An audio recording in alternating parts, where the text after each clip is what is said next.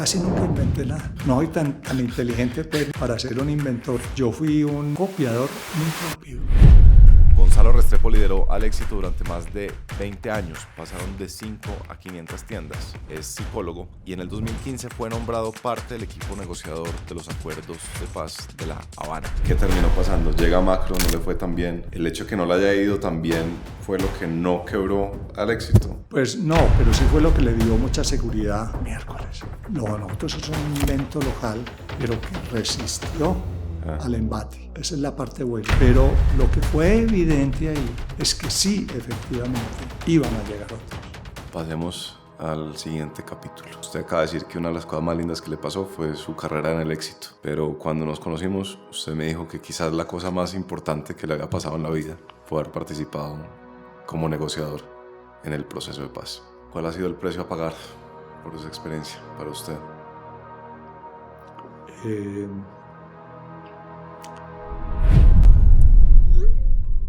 Uno de los temas que siempre está sobre la mesa en Colombia es el de la informalidad.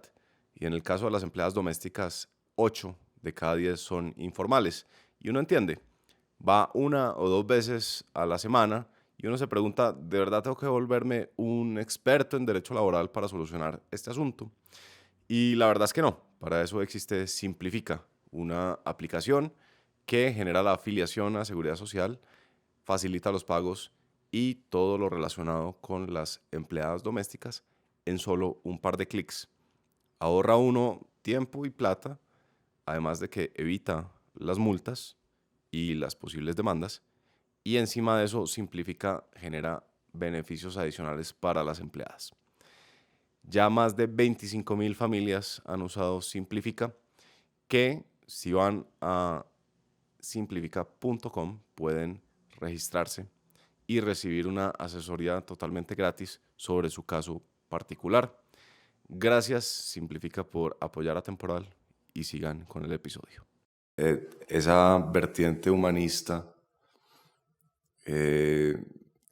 claro, yo me preguntaba si era algo que se habían contagiado entre ustedes, y me refiero a los de tu generación. ¿Vos de dónde crees que viene esa idea? Si es algo excepcional, de que casi que las empresas y su rentabilidad no es que sean secundarias, pero no tiene ningún sentido si no es algo que está insertado en una sociedad, y estar insertado en una sociedad implica estar pensando en el bienestar común, ¿no? El bien común. Eso ¿de dónde surge? Eso es educación de esa generación, eso viene de mucho más antes. Contame un poquito dónde rastreas el origen de esa manera de hacer empresa antioqueña.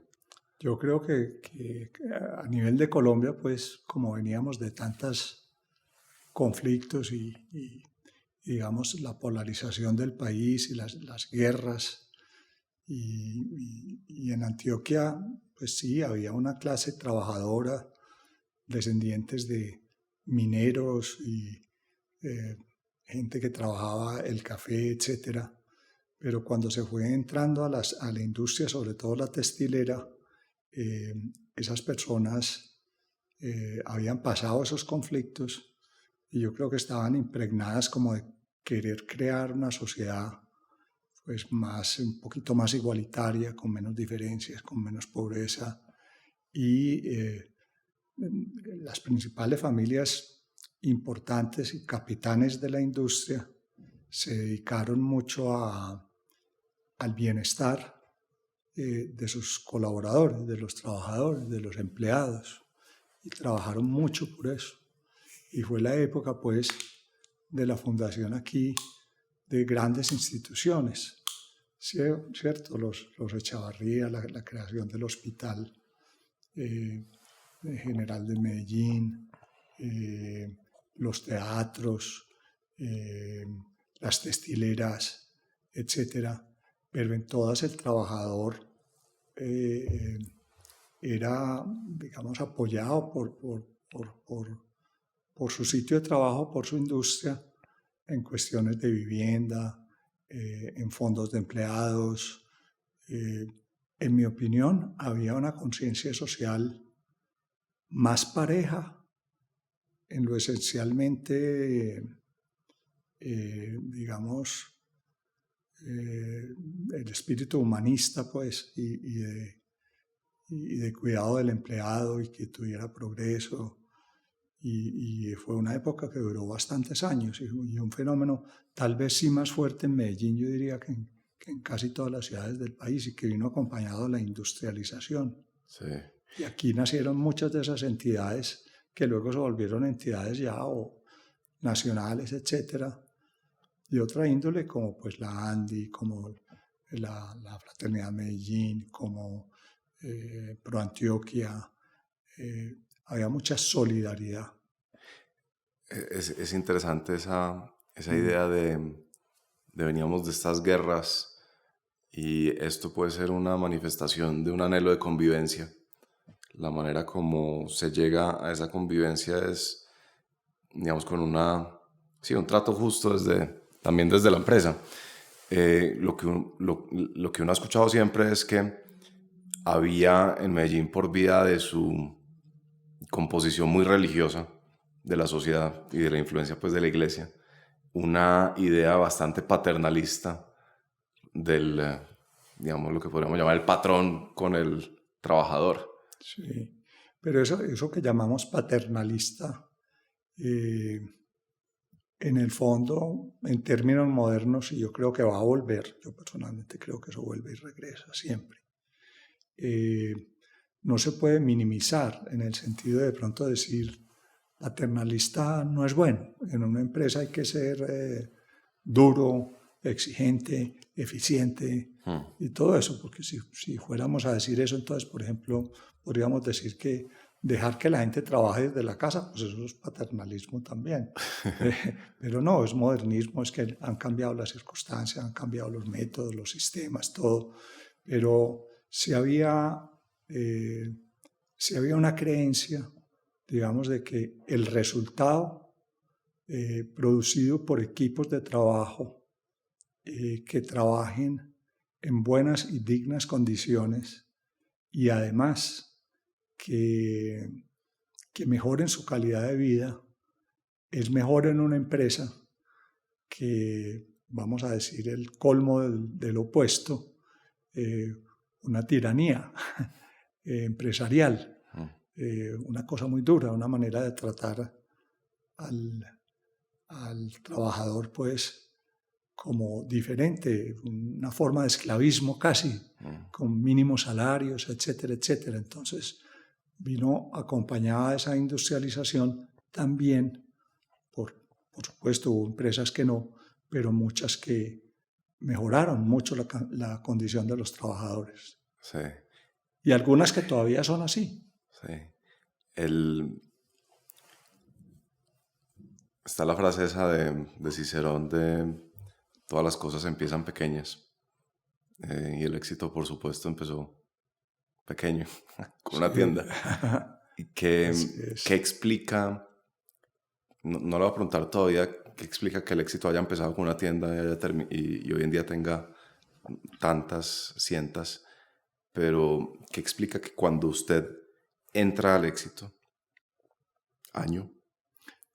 Cuando yo entré al éxito fue en el año 2000, en el 90. Sí. Sí. ¿Qué explica que haya sobrevivido, se haya destacado?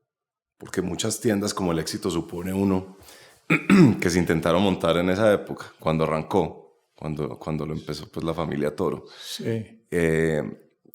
¿Hay algo que se pueda decir sobre qué hizo que el éxito sobreviviera en esa primera etapa?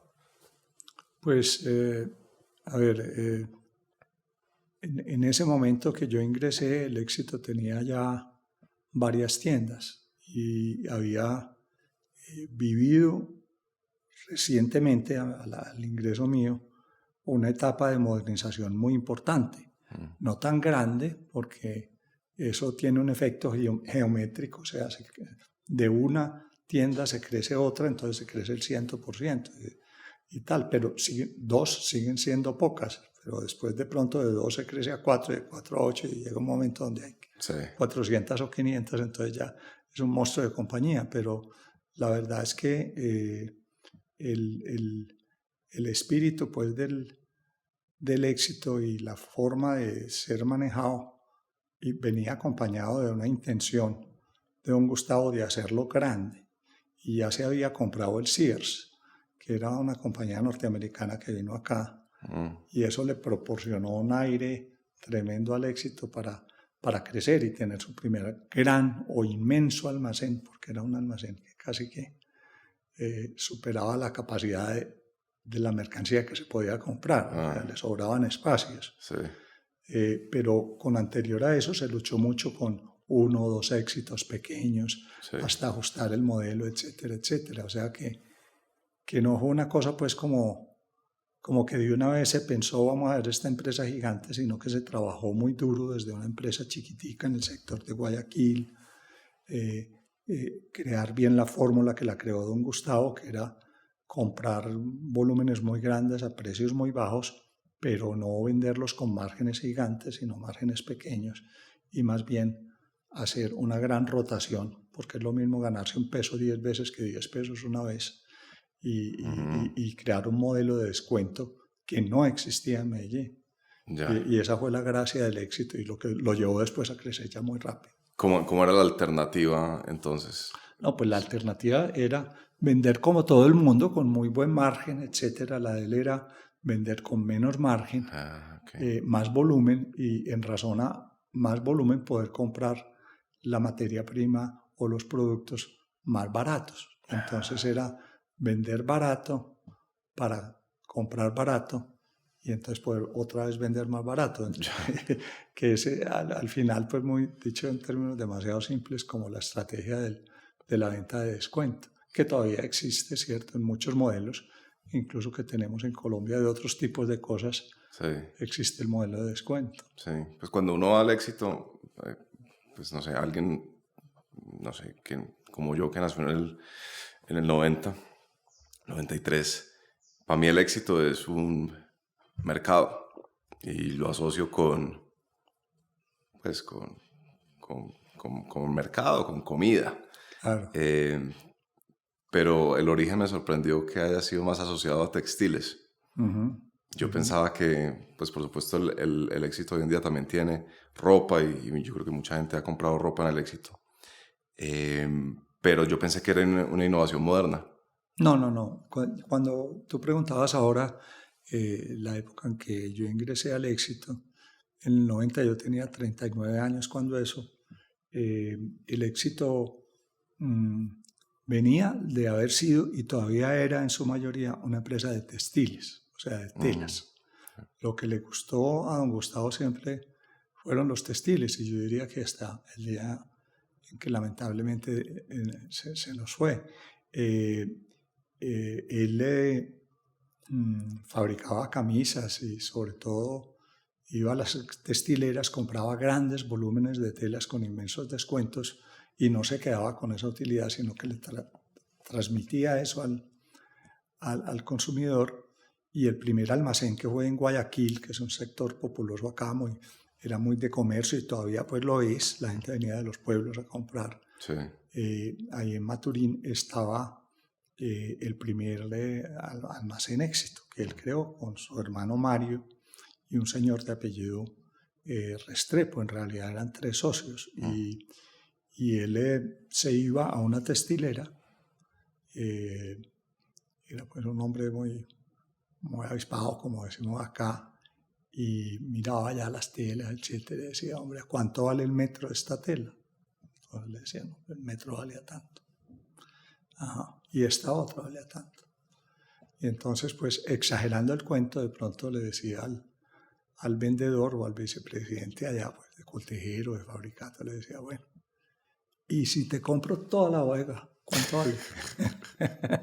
Entonces, el otro sorprendido, pues, no sabía qué hacer, pero resulta que, como decimos acá, el hombre se sostenía y hacía unas compras prodigiosas. O sea, el descuento nace de comprar bien para poder vender las cosas a unos precios pues, más baratos y luego no se dejaba llevar por la ambición, que yo creo que eso es difícil, porque ya tenía su marca donde iba la gente y gustaba y todo, sino que parte de esa ganancia era para el consumidor.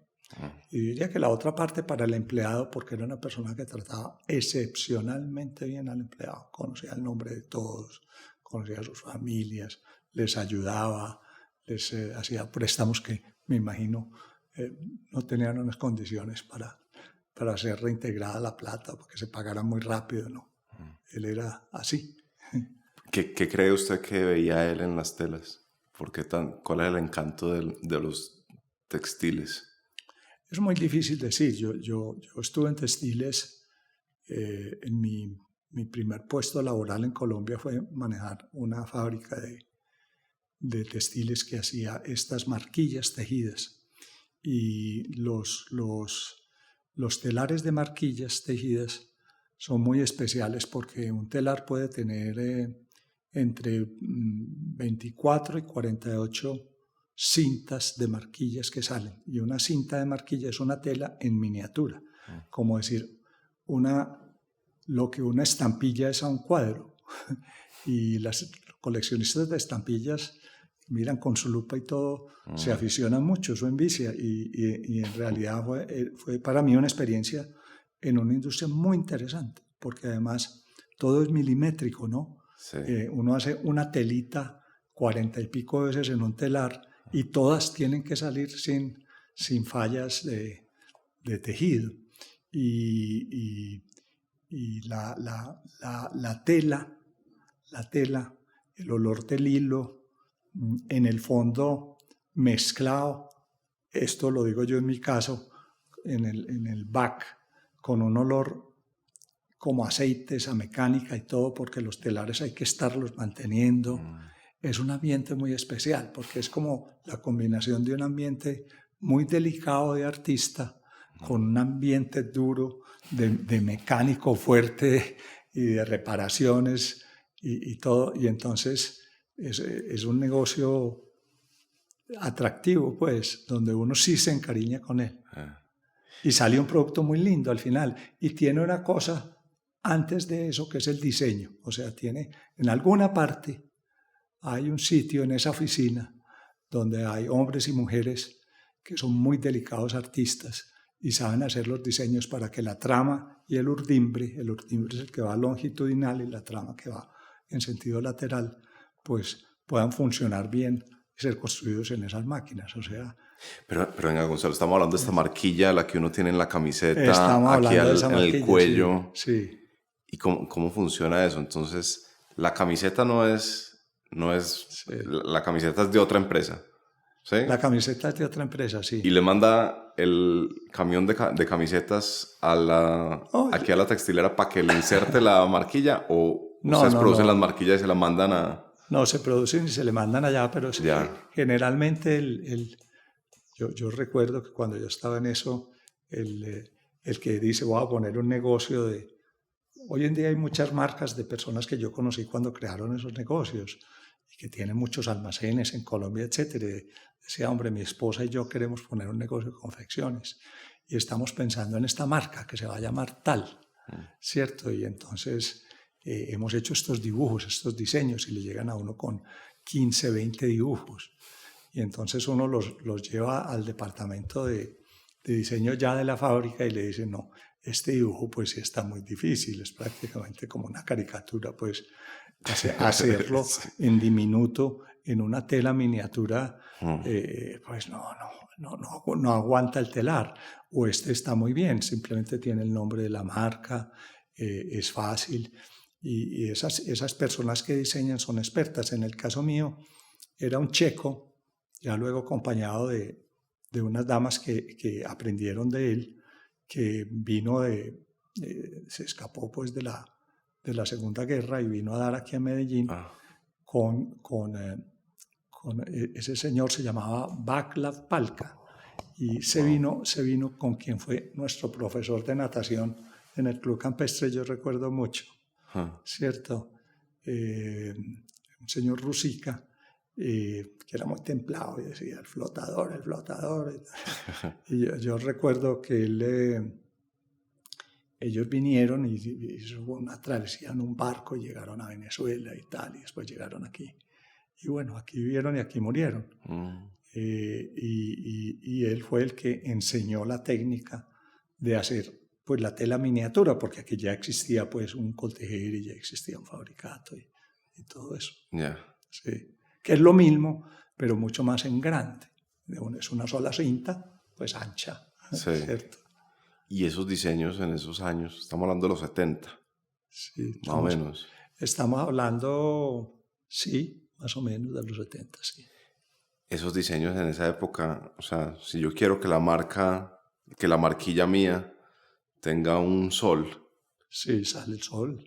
Pero, o sea, eso es como, o sea, la única manera que a mí se me ocurre que usas esa computadora, pero en los 70. Es muy fácil porque la trama va en este sentido y la partecita amarilla del sol o brillante amarilla del sol pasa por encima, entonces es la que se ve. La otra está por debajo y esa va pues por detrás de la marquilla. Entonces en esa combinación es como se hace el dibujo. No es muy raro. Y entonces el dibujo luego se transmitía a unos cartones que van así empatados en una serie de ceros y unos, llamémoslo hoy con el lenguaje pues, de las tarjetas de los computadores, que en realidad eran donde hay huequito va por encima, donde no hay huequito va por debajo. Y esos cartones uno los veía en los telares arriba, pasando así. Y entonces iban haciendo el diseño de la... wow. Y era muy lindo, era un morro de cartones tremendos. Sí. Después vinieron los telares de aguja que ya trabajaban de otra manera y también se podían hacer las marquillas. Y luego habían diferencias, había marquillas tejidas, que el mismo telar se hacía el borde. Entonces, tú lo debes haber sentido, pues, pero no nos debemos alargar en eso. La rasquiña. Exactamente. Yo creo que todo el mundo lo ha sentido, Gonzalo. De que cuando por economizar dinero, el borde simplemente, la marquilla se hacía en poliéster, que a la piel es más duro que el algodón. Entonces se hacía en poliéster y al final, con un quemador, se quemaban los dos orillos y entonces quedaba como un cuchillo, pues que corta acá en el cuello. Pero la buena marquilla es la que en el tejido, el telar le hace un borde redondo y entonces no molesta.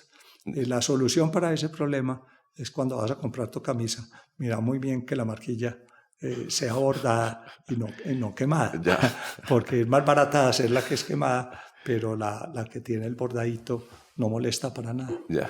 Usted había llegado en el año 69 a Estados Unidos. Inevitablemente había llegado a un ambiente absolutamente hippie. Sí.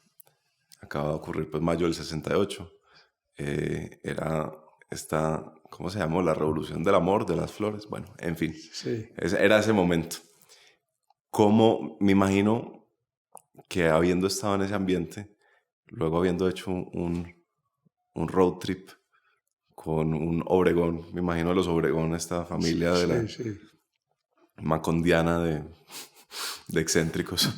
Me imagino que usted volvió a Colombia con muchas inquietudes o con cierta visión del mundo.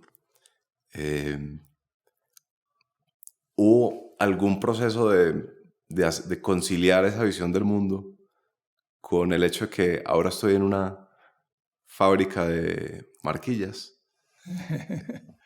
A ver, hombre, vamos a tratar de simplificar la historia.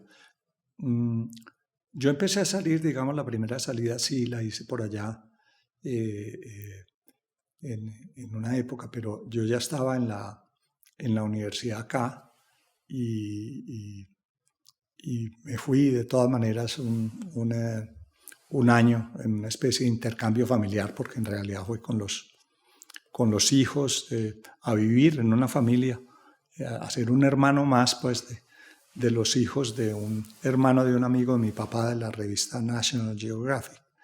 Y ese tiempo lo pasé en Los Ángeles, la mayor parte del tiempo, 7, 8 meses, y luego en Boston pues con unos amigos. Y yo regresé acá. Luego de regresar acá, yo volví allá a terminar la carrera en Syracuse, ya de una manera pues mucho más formal y más seria, y ya, no, ya era más bien la época de la guerra del Vietnam, era época de Nixon, y luego yo volví acá nuevamente y después de un año ahí en negocios de la familia, mirando, etcétera, pues no era un entrenamiento, digamos, el más exigente. Me regresé a hacer un MBA allá, o sea que las idas fueron 3, Okay. y sumadas las 3 sí fueron como 5 años o 6, o sea que yo viví bastante en los Estados Unidos en partes distintas, pues en Syracuse, que es el norte de Nueva York, en la Universidad de Georgia, que es el sur de los Estados Unidos, en Los Ángeles, pues que es el oeste, en Boston, pues que es una ciudad universitaria, y tuve pues como la gran oportunidad de ver el país desde distintos ángulos. Cuando llegué acá, llegué, como le pasa a muchos, algo interesado en de pronto regresar allí y trabajar. Sí. Y entonces apliqué, de pronto muy ingenuamente, porque yo no había hecho nada, a eso del Banco Interamericano de Desarrollo, al Banco Mundial y todo. En el Banco Mundial, cuando eso estaba Virgilio Barco, y algún contacto logré hacer con él, tal vez a través de mi padre o lo que sea, que conocí a alguien relacionado con él, y también mandé carta allá, como hace uno cuando se gradúa, que manda cartas a todas partes. Y no salía. En vista de eso, ya me empecé a presentar entrevistas acá, y estuve en varias, Colombiana Tabaco, etc. Y la última fue en una empresa que se llama Caribú, que hacía jeans. Claro. Y estuve a punto allí conocí a quien fuera mi amigo durante muchos años, mucho mayor que yo, el doctor Ricardo Ángel. Claro. Villa, y una persona estupenda, y él fue el que me entrevistó, y luego con el gerente, y me iban a dar el puesto pues de ventas internacionales, que yo tenía que salir a vender los jeans y todas estas cosas de Caribú, pues Wow. a Europa, que había unos clientes en Suecia, había unos clientes en otras partes, y en Alemania. En la década de los 70. En la ya década de los 70, sí señor. Ya Interesante. habían clientes hacia afuera, y había pues como los de ventas eran 2, uno para el mercado nacional y uno fuera. Y también se consideraba que la isla Margarita, o sea, Venezuela, sí, pero todo entraba para la isla Margarita. Yo creo que los venezolanos del continente pues iban a comprar a su Venezuela, a su San Andrés, que era la isla Margarita. Se vendía una cantidad tremenda de jeans allá. Y entonces yo pues dije que sí, y ya iba a empezar allá. Y un día, el último día, fui a hablar con Ricardo, el doctor Ricardo, como le digo yo, y él me dijo, hombre, ve, se me ocurrió una cosa adicional, y es que con unos amigos que eran una gente de Medellín pues muy conocida, ¿cierto? Los Navarro Espina, Leonel Estrada, que un odontólogo, pero que creó la Bienal de Medellín, que era una persona también muy buena. Bueno, la familia de Rodrigo Uribe, que presidente de Coltejer, me dijo, nosotros somos dueños de un negocio que se llama Marquillas, pero en este momento va como así. Y como regular. ¿Vos querés trabajar allá? Y yo dije, hombre, pues comparando eso con uno ir a Europa y todo, pues ¿cierto? Uno piensa... y además vendiéndoselo así. Por eso, un negocio que está quebradito, no sé si eso no me sonó como mucho, no me sonó como mucho, pero le dije, bueno, ¿y qué puesto pues es allá eso? Y me dijo, no, el gerente, vas a ser el gerente. Y yo, ay, cambia un poquito la cosa, pues porque aquí voy a ser como una especie de director de ventas, y allá va a ser el gerente.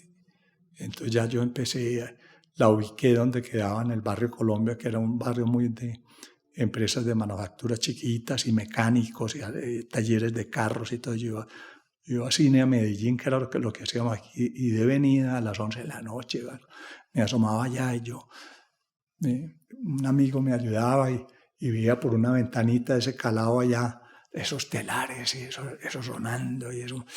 Y yo dije, no, esto es una bachera, esto es una fábrica, pues. Industria. Industria, y me gustó, dije que sí. Y cuando entré, pues eso estaba en una condición financiera dura. Mucho del trabajo también era financiero, no es exactamente mi expertise, Ya. pero me llevé un compañero mío que ya falleció y él me ayudó mucho en la parte financiera y empezamos a mejorar todo y a copiar buenas prácticas que se me volvió un vicio. Entonces yo ya me iba para Estados Unidos y visitaba 20 fábricas de esas y miraba qué tipo de maquinaria tenían, cómo hacían las cosas. Luego Estados Unidos tuvo un programa de ejecutivos que habían sido buenos en empresas y hacían un trabajo, pues no pro bono 100%, pero sí venían y ayudaban y enseñaban. Y nos trajimos un señor que ya estaba jubilado y hizo parte del equipo. Y se un metió, ejecutivo un americano jubilado. y se vino a vivir aquí con nosotros Ese plan estaba muy bueno. y nos enseñó, y nos dijo, no, es que la falla está en el dibujo. La máquina no puede hacer eso, entonces por eso se paran tanto los telares. Porque entonces, eran dibujos muy complejos. ¿Okay? Muy complejos, entonces hay que cambiar, o los dibujantes tienen que aprender más, ¿cierto? Porque eso era todo un arte y tenía que ver con la parte ya propiamente mecánica. Entonces ahí fue donde mejoramos mucho las cosas, sí, hasta el punto en que no teníamos sino una competencia en Colombia, en Cali, y ellos eran muy nuevos, tenían telares españoles, los nuestros eran suizos y alemanes, y ya empezamos a comprar algunos telares nuevos, y entonces allá no les iba muy bien. Yo creo que sí les estaba yendo bien en caja, pero claro que con la depreciación de todas las máquinas nuevas, como la depreciación se ponía ahí como un costo, aunque no afecta la caja, pues el resultado abajo era rojo y estaban aburridos los socios de ver rojo y nos vendieron la fábrica. Entonces juntamos las dos, entonces ya teníamos una sede en Cali, una sede en Medellín y fuimos los más grandes de Colombia, y entonces eso nos ayudó un poquitico con los precios. No vamos a decir que hicimos un monopolio, ¿no? Porque bueno, en realidad ya había nacido en Barranquilla también los de Gidi, que también hacían estos cierres de los jeans, los YKK, ya hacían con telares de otro tipo, ya hacían marquillas, pero quedamos demasiado grandes y pudimos mejorar un poquito el producto. Al mejorar el producto mejoramos los precios y la empresa empezó a dar muy buen dinero, pues a ser rentable. Y eso es muy emocionante. Sí, no, muy interesante. Además, imaginarse la foto de cómo se ve esa fábrica por dentro. Los dibujantes, por ejemplo, tenían tal cual como uno se imaginaría el artista con su medio caballete ahí. Hasta de cuenta un arquitecto que tiene así inclinado en ángulo, sí, el caballete, el papel grande, todo el día dibujando, incluso para los ojos muy exigente, muy bonito, en un cuarto cerrado, silencioso. Pero en la misma fábrica. En la misma fábrica, en el segundo piso, en un mezanín. ¿Y eran cuántos dibujantes? Allí trabajando. Y luego del dibujo se hacían los cartones, sí, ya en otro cuarto, y luego cuando se ponían en la máquina era la prueba del fuego, si va a resistir, claro, sin que se esté rompiendo el ordimbre, porque una de las 24 o 48 cintas que se rompía ya hacía parar todo el telar. Entonces también se paraba la producción de las otras 47 o 23. ¿Cuántos dibujantes eran por ahí? 4 dibujantes. 4 con el señor Palca. Ya, y uno tenía un mecánico para cuando se rompiera mecánico in-house, como diría uno, o no, uno llamaba venga para acá que se rompió. Muchos mecánicos. Muchos. Muchos mecánicos dirigidos pues por un jefe de mecánica. Tremendo. Y permanentemente estaban reparando alguno o algunos telares, ¿cierto? ¿Cómo recuerda usted ese inicio de su carrera? Esto era los 70s, digamos que si uno mira la historia colombiana, obviamente es más claro que en los 80s y en los 90s había más como dijéramos, más estrés social. Pues vino en los 80s narcotráfico, en los 90s pues todo lo que sucedió con también narcotráfico y también con la guerrilla. Pero en los 70s, ¿cómo recuerda usted ese inicio de su carrera? ¿Cuál era el ambiente para hacer negocios? ¿Usted diría era un poco más, no sé, pacífico? No, sí, para mí era toda una revelación porque de todas maneras era el inicio. Era una época en que había esas marcas eran muy grandes. Caribou, por ejemplo, era una marca muy grande. Fabricate y Colter estaban en un apogeo histórico. Eran robustas y fuertes empresas. Yo lo recuerdo como una época muy pujante. Aquí no soy capaz de decirte si el país económicamente, porque yo no veía a esas alturas todavía, estaba muy bien o muy mal económicamente, pero uno se veía pues como el progreso. El sindicalismo era muy fuerte, yo diría que más fuerte de lo que es ahora, digamos, el nuestro era especialmente fuerte.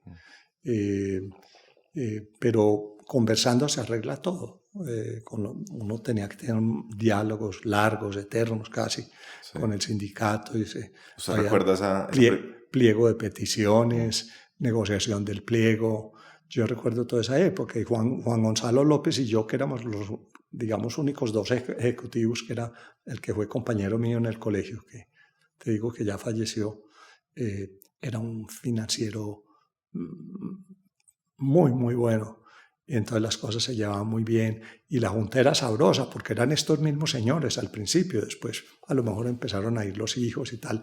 Pero estos señores eran pues tipos muy cancheros, muy divertidos, que habían manejado esas pues acoltejeras, fábricas tan grandes.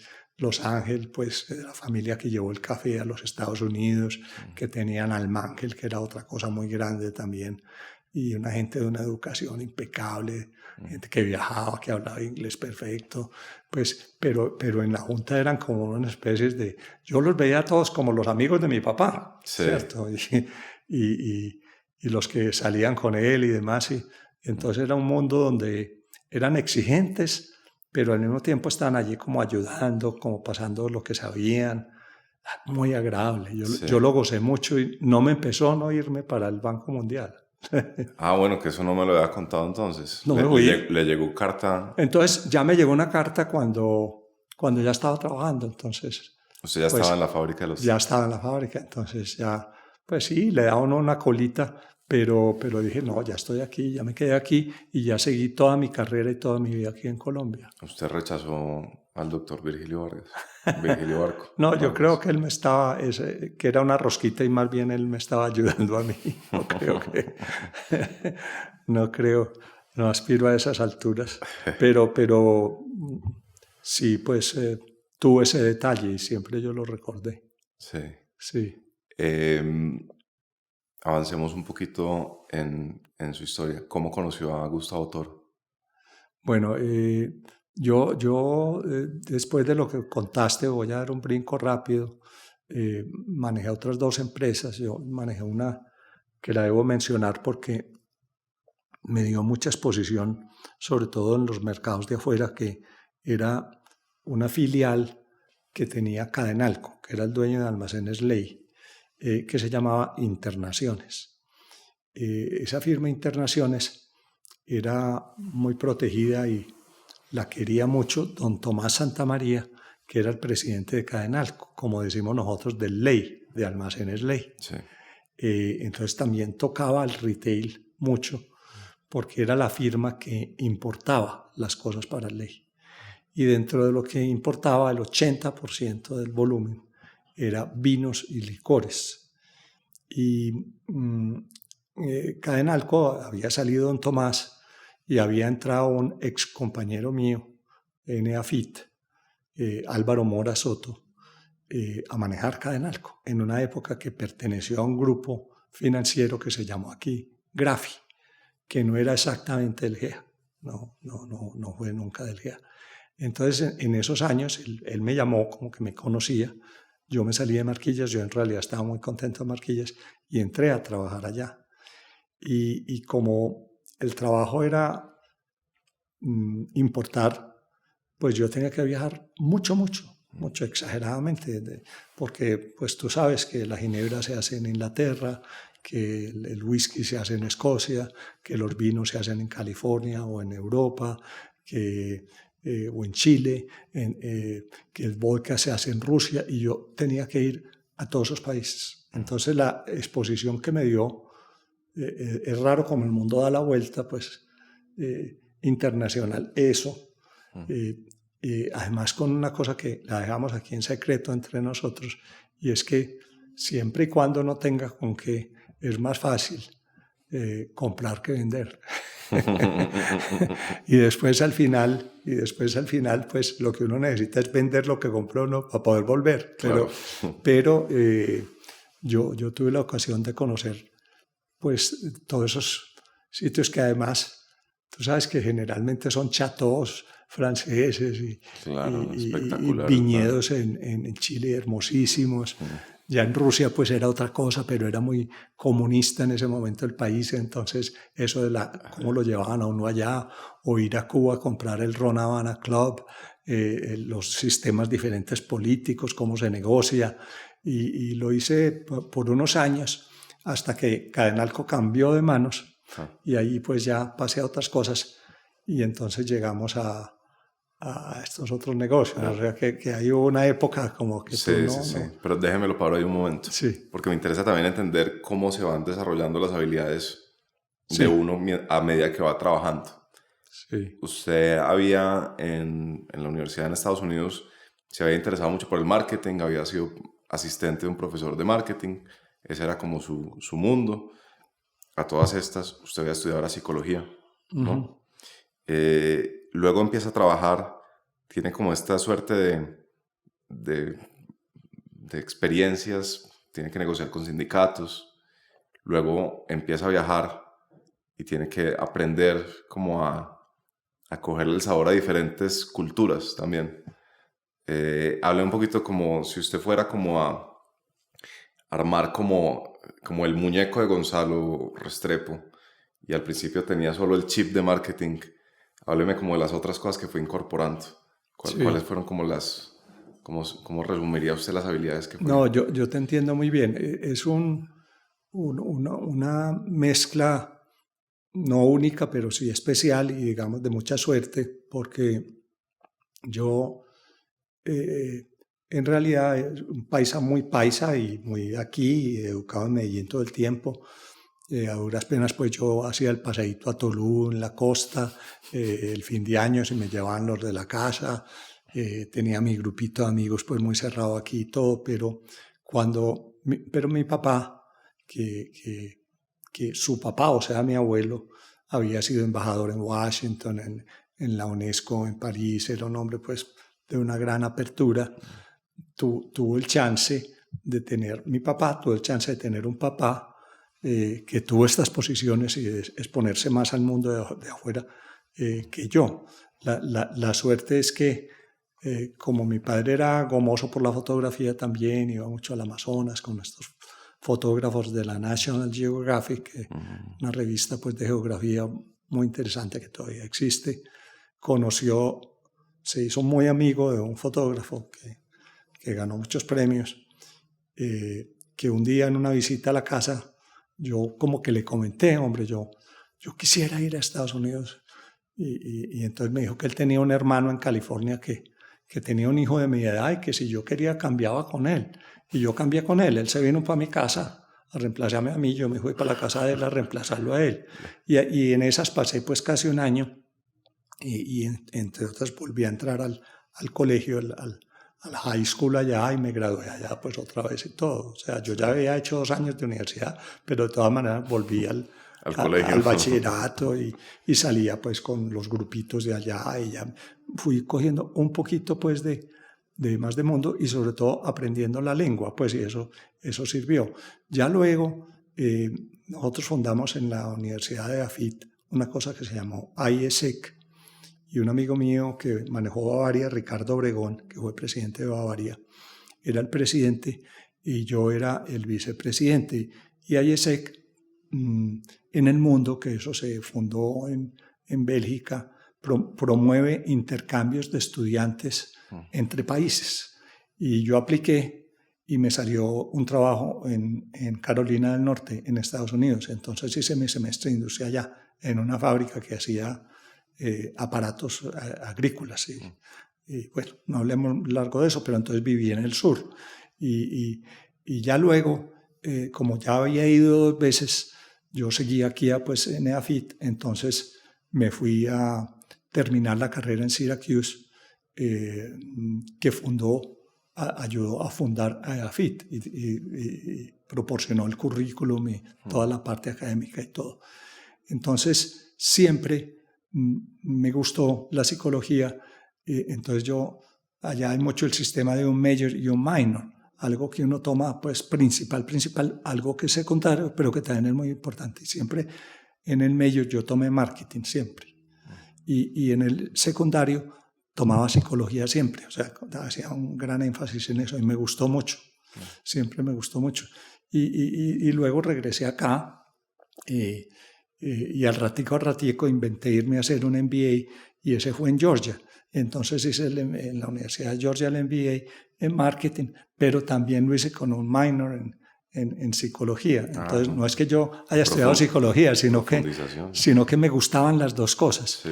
Y al final sí tuve la suerte de trabajar en las 2 cosas, porque todas estas compañías tenían muy fuerte la rama de ventas, donde el marketing pues es muy importante, es simplemente eso, pero son cosas que pasan con la vida. Yo digo, si uno se arroja y lo hace con seriedad, sí. Más o menos, pues tampoco fuera que fuera un estudiante de AAA o 4A, sí. También salía, hacía mis cosas y todo. Sí. Uno va encontrando su posición y se va encajando. Y si tiene la suerte de que al principio le vaya bien en alguna, sí.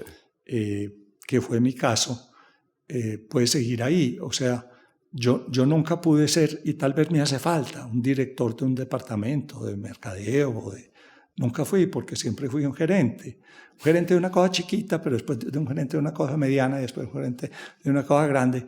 Y entonces como que tenía un vacío de no haber hecho la carrera como se hace verdaderamente una carrera, sino era como que me volví un generalista, un resolvedor de problemas, pero como macro en la compañía, y no lo quiero que suene de una forma arrogante, sino que me pasó así, y que podía ver el mundo del todo siempre. Mi trabajo era de ver todo, ¿verdad? Solamente aquí la producción, tenía que ver la producción, el marketing, las compras, la contabilidad, todo. Entonces uno se va volviendo como más, lo que se llama un gerente, pero también pues no es para decir una cosa pues que suene muy elevada, no, o un mayordomo, como decimos aquí. Yo era un mayordomo de empresas y entonces me especialicé en eso, ¿cierto? Pero Gonzalo, si usted piensa en los gerentes de su generación, sus amigos, estaban otras empresas, ¿no era el caso que la mayoría eran así perfiles más generalistas? Sí, pero no eran muchos los que jóvenes, exceptuando por ejemplo Álvaro, que te comenté que estaba en Cadenalco y todo. Otros entraban, y tú, entró a Fabricato, pero entonces entró a Fabricato como aprendiz y después pasó a ser uno de los ingenieros y después hubo tal cosa y después hubo tal otra.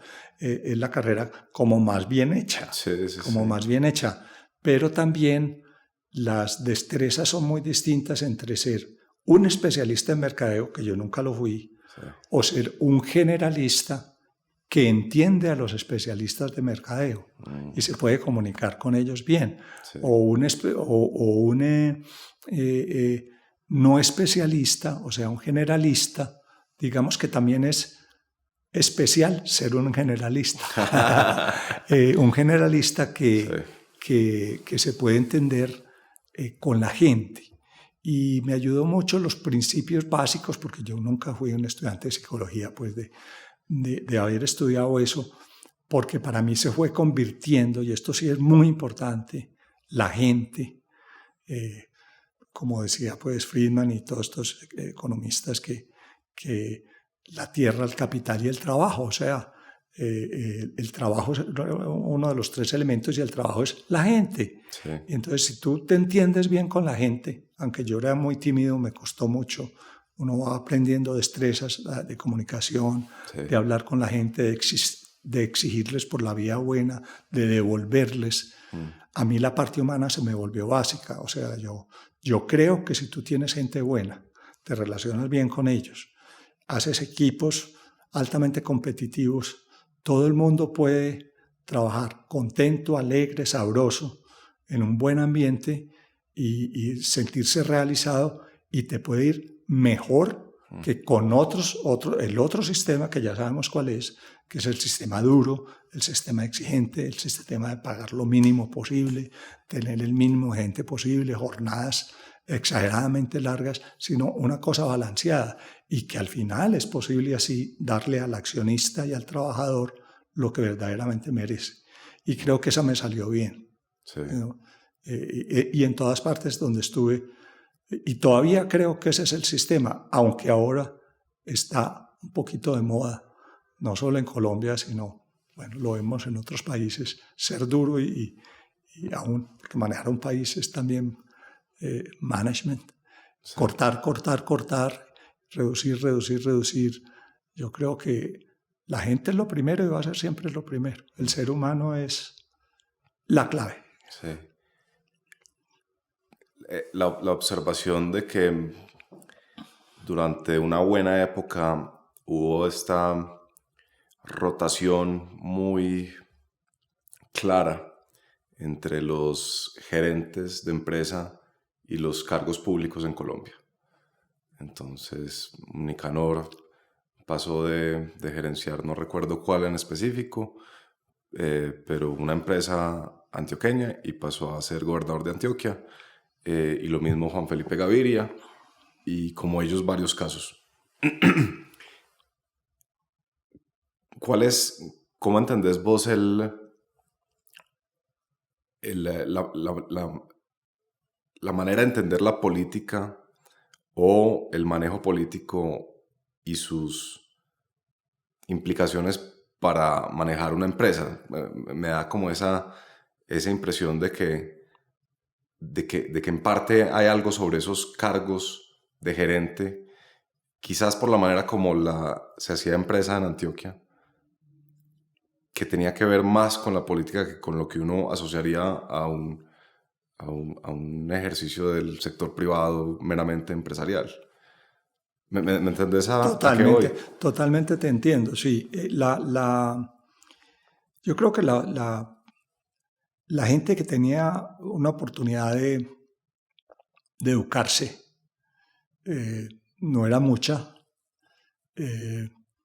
pero había un buen nivel de educación. Venían de un país que había soportado, como decíamos ahora, mucha violencia en el campo. Las ciudades eran más pequeñas todavía, pero que tenían muchos sueños, verdaderos anhelos de que Colombia fuera un país importante. Y el fenómeno, digamos, guerrillero, si se puede llamar incluso guerrilleros a ciertos partidos políticos que en momentos se volvieron guerrilleros también, era una cosa, pero no existía esto de las mafias del narcotráfico y todos estos problemas que también en el fondo los despierta el deseo del dinero rápido, mucho dinero muy fácil. Y había sueños, y aunque se iba por barco al exterior o había poco avión, ya después empezó a haber el avión, pues que lo lograba.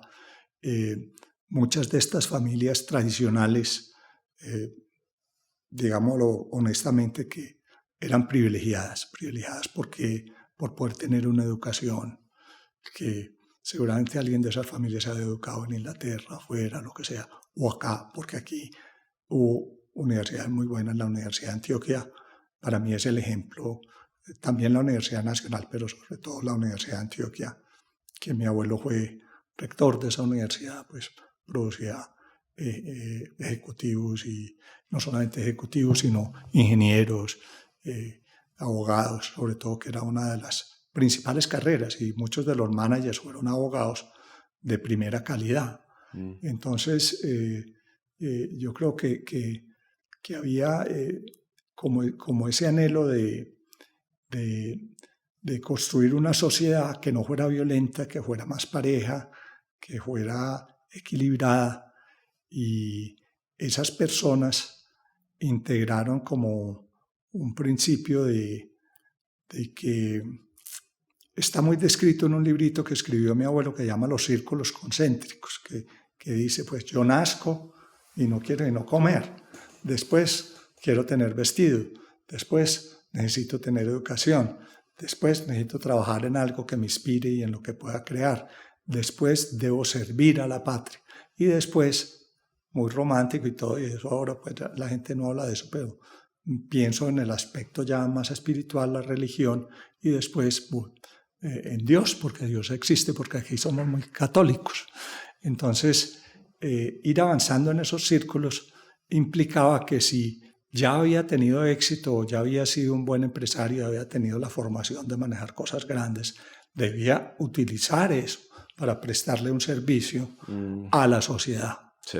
Y entonces era muy normal ver que los grandes directores de empresa pasaban a ser ministros de desarrollo o de economía pues, del país en ese momento, del interior, como se llama ahora, ayudar a los presidentes. Y también los presidentes, en algunos casos, pues, eran más políticos, pero habían trabajado en puestos, como hablábamos ahora de Virgilio Barco, como hablábamos de cualquiera, habían hecho esas funciones y querían prestar el servicio y eran personas de alta educación, ¿cierto?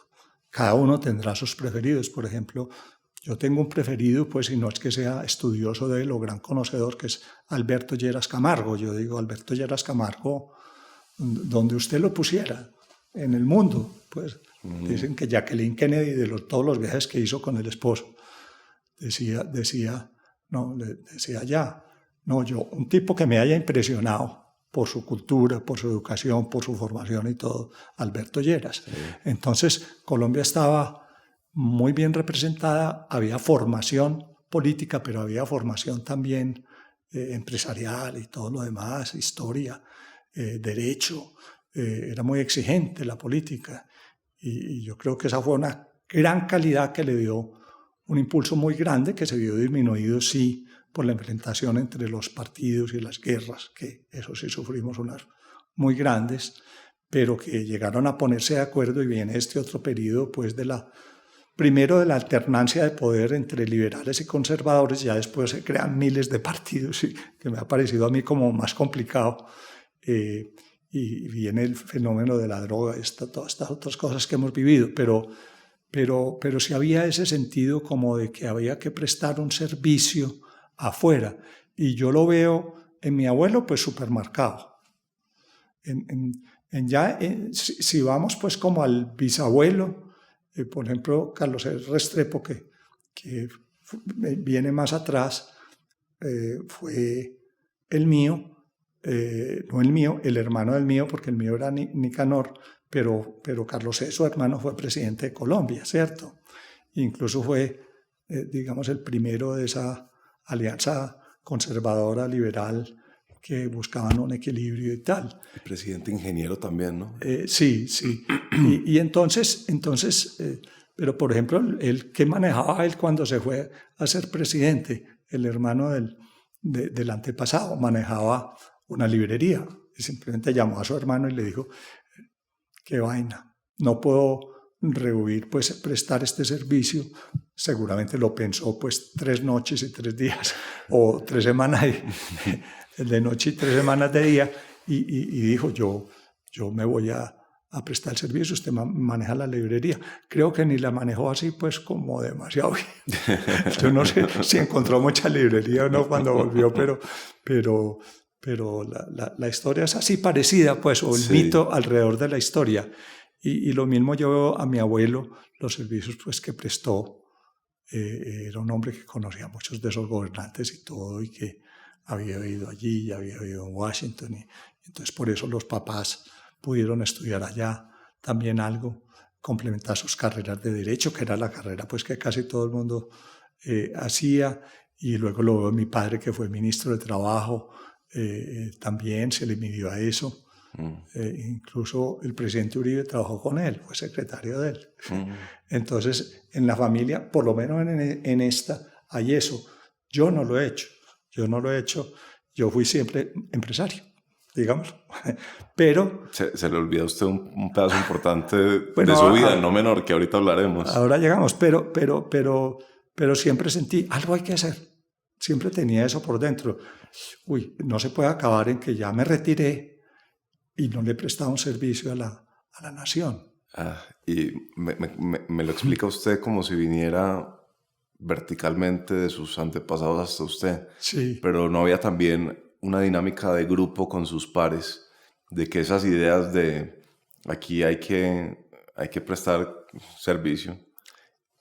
¿Circulaban también esas ideas? Sí, entre... mucho, pero al final el mundo empresarial duro para nosotros los que estudiábamos en una escuela, que la llamábamos escuela, pero en una universidad de negocios, EAFIT en mi caso, y luego las otras afuera, que me transferí pues allá, pero que eran universidades de negocios, era más una cosa de conversación en las cafeterías y de vez en cuando hacíamos una huelga, que todos queríamos prestar servicio, todo el mundo quería arreglar el país, pues, pero al final, cuando uno ve el resultado, yo creo que los que acabaron en la política fueron mínimos, mucho más una universidad como la Universidad de Antioquia, como la Universidad Nacional, como ya el externado, universidades que están con el derecho, donde es algo mucho más afín al mundo de las leyes, de la política y de todo esto.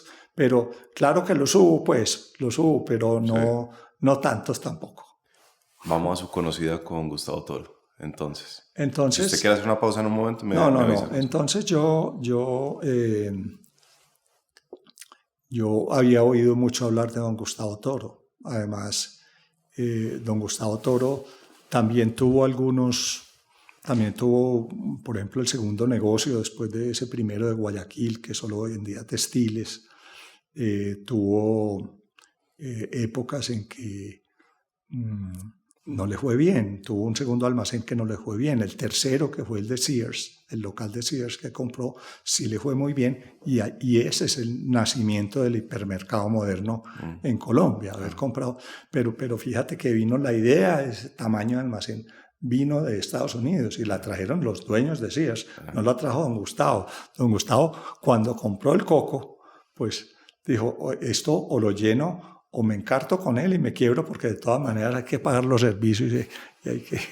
Entonces, don Gustavo pues ya era un mito aquí por el éxito que había tenido. Se sabía que era una persona muy sencilla. Los pocos que tenían contacto, conocían a don Gustavo, pues eran afortunados, porque era una de esas personas que uno admira de lejos. A mí me pasó, estando en Caribú, que un día don Gustavo me pidió una cita y fue allá a visitarme.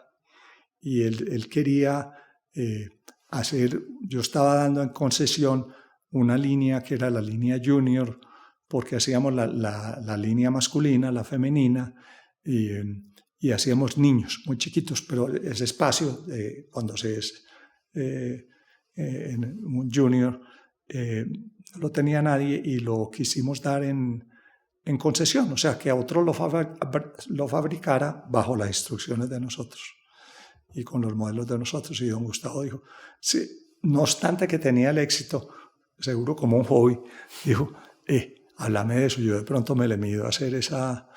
Y la verdad es que lo hizo, pero no nos funcionó muy bien, porque no se vendía mucho en ese Gap Junior la marca. Y al ir allá varias veces, pues conversamos varias veces. Y eso es todo. La cercanía entre las personas hace las amistades.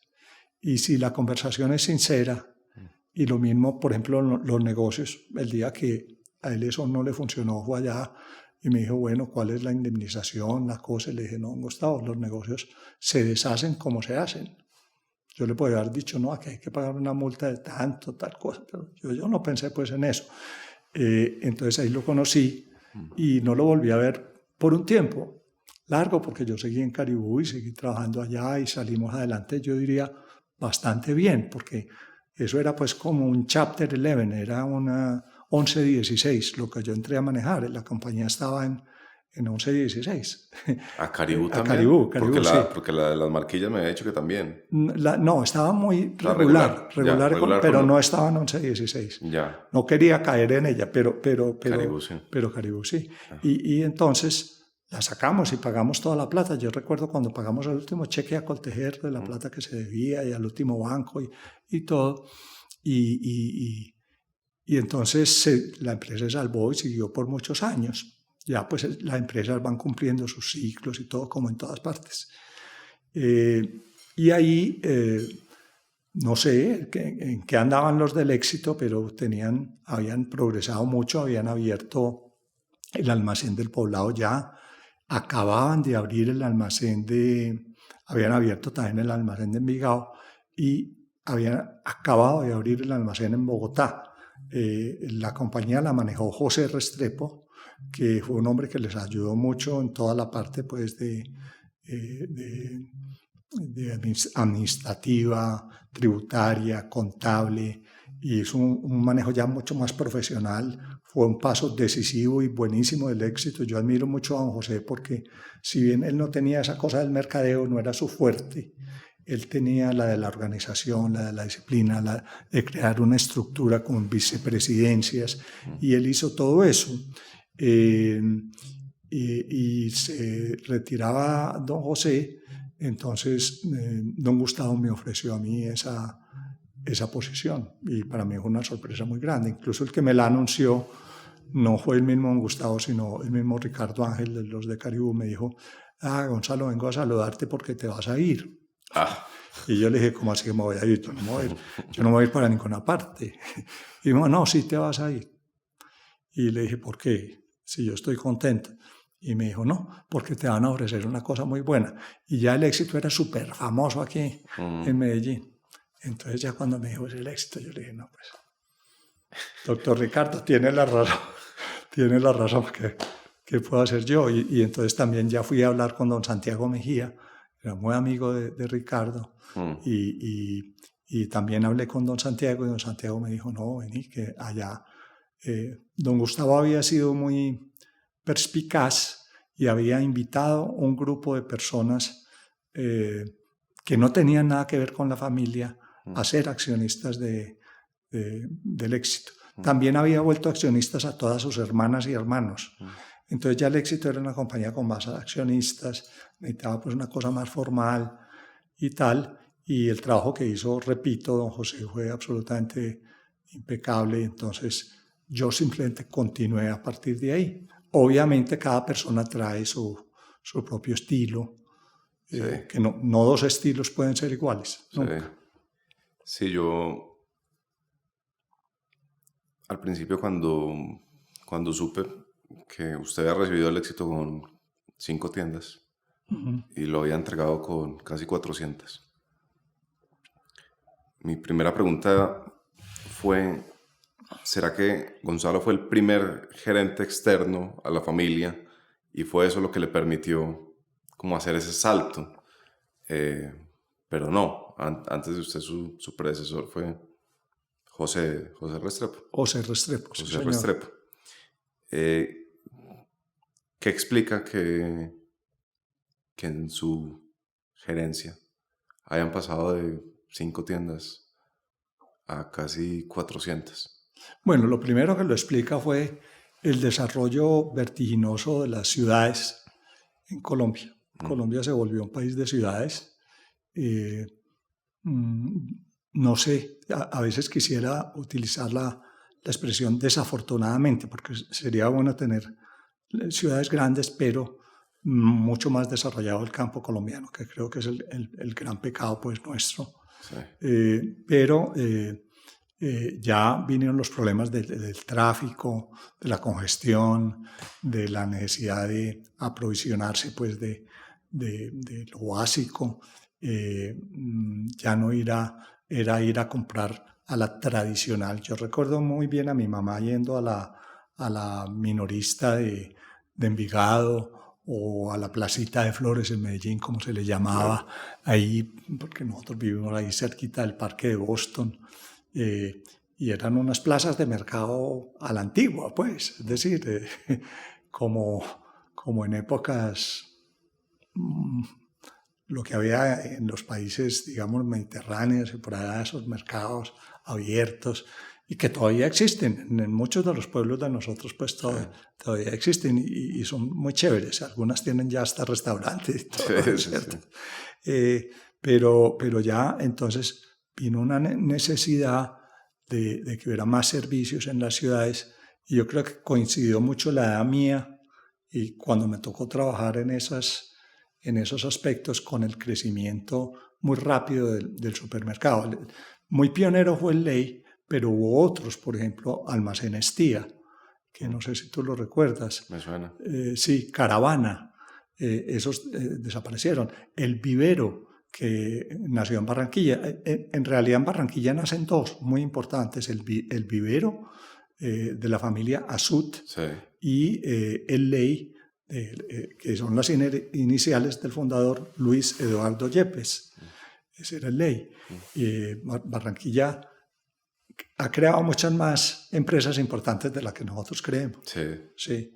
Y entonces empezaron a crecer localmente y luego a abrirse. También vinieron los catalanes de la familia Carulla Soler, y crearon a Carulla, ya muy especializada era incluso en fabricar alimentos que ellos fabricaban en fábricas, ¿sí?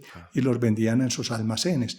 O sea, no a que el consumidor tenga que ir allá a una placita congestionada, etcétera, sino a que vamos a ponerle un servicio un poco más cerca de su barrio y tal y tal. Entonces, por ahí fue que eso empezó. Y luego viene la apertura económica. Entonces ya Colombia tiene acceso a muchos más productos, y eso a su vez trae la necesidad de nuevos servicios, y entonces empiezan a llegar conceptos más sofisticados, porque el Ley, por ejemplo, inicialmente era un concepto de variedades, ni siquiera de mercado, sino por variedades, de chécheres, de todo lo que usted quiera comprar, la ranita que hace clic, el trompo, el juguete para los regalos de diciembre, exactamente, cosas que muchos juegos, el ping-pong, toda la cosa, pero después le van introduciendo la comida, pero eso de hacer ya el hipermercado moderno viene, yo diría que mucho más adelante, por ahí por los años 2000, en que se copia lo que estaba haciendo Walmart en Estados Unidos, lo que estaba haciendo Target, lo que estaba haciendo Auchan en Francia, lo que estaba haciendo Casino, lo que estaba haciendo Carrefour, que era ese combinar en una cosa mucho más grande, ojalá bien situada, un almacén de mercado que lo sabía. Por ejemplo, aquí había la Candelaria, que era del grupo Cadenalco, y era sola, o Carulla era solo de comida, pero ya el concepto de lo que nosotros llamamos todo bajo un mismo techo, ¿cierto? Pero fue el crecimiento exponencial de las ciudades, los problemas de tráfico y todo, que ahora están trayendo otros fenómenos, porque cuando yo me retiré del Éxito, después de ese tiempo, de esos 23 años, era claramente anunciado. Sí. Y ya lo sabíamos, y nosotros habíamos hecho la estrategia. Incluso yo hice el roadshow para conseguir la plata, y conseguimos $400 millones en ese roadshow en Europa y en Estados Unidos y todo, para que el Éxito hiciera los almacenes pequeños. Y la evidencia muestra que los almacenes pequeños se han tomado un pedazo muy, muy grande del mercado de alimentos en Colombia. Sobre todo de alimentos, también de algunas otras cosas, pero ya cadenas pues como Ara, como De Uno, ya entiendo que De Uno vende igual hoy que el Éxito, un poco más. Entonces han cogido mucho del mercado. Cuando usted fue a hacer ese roadshow, porque habían visto que eso se venía, ¿cuál era la tesis de por qué eso iba a suceder?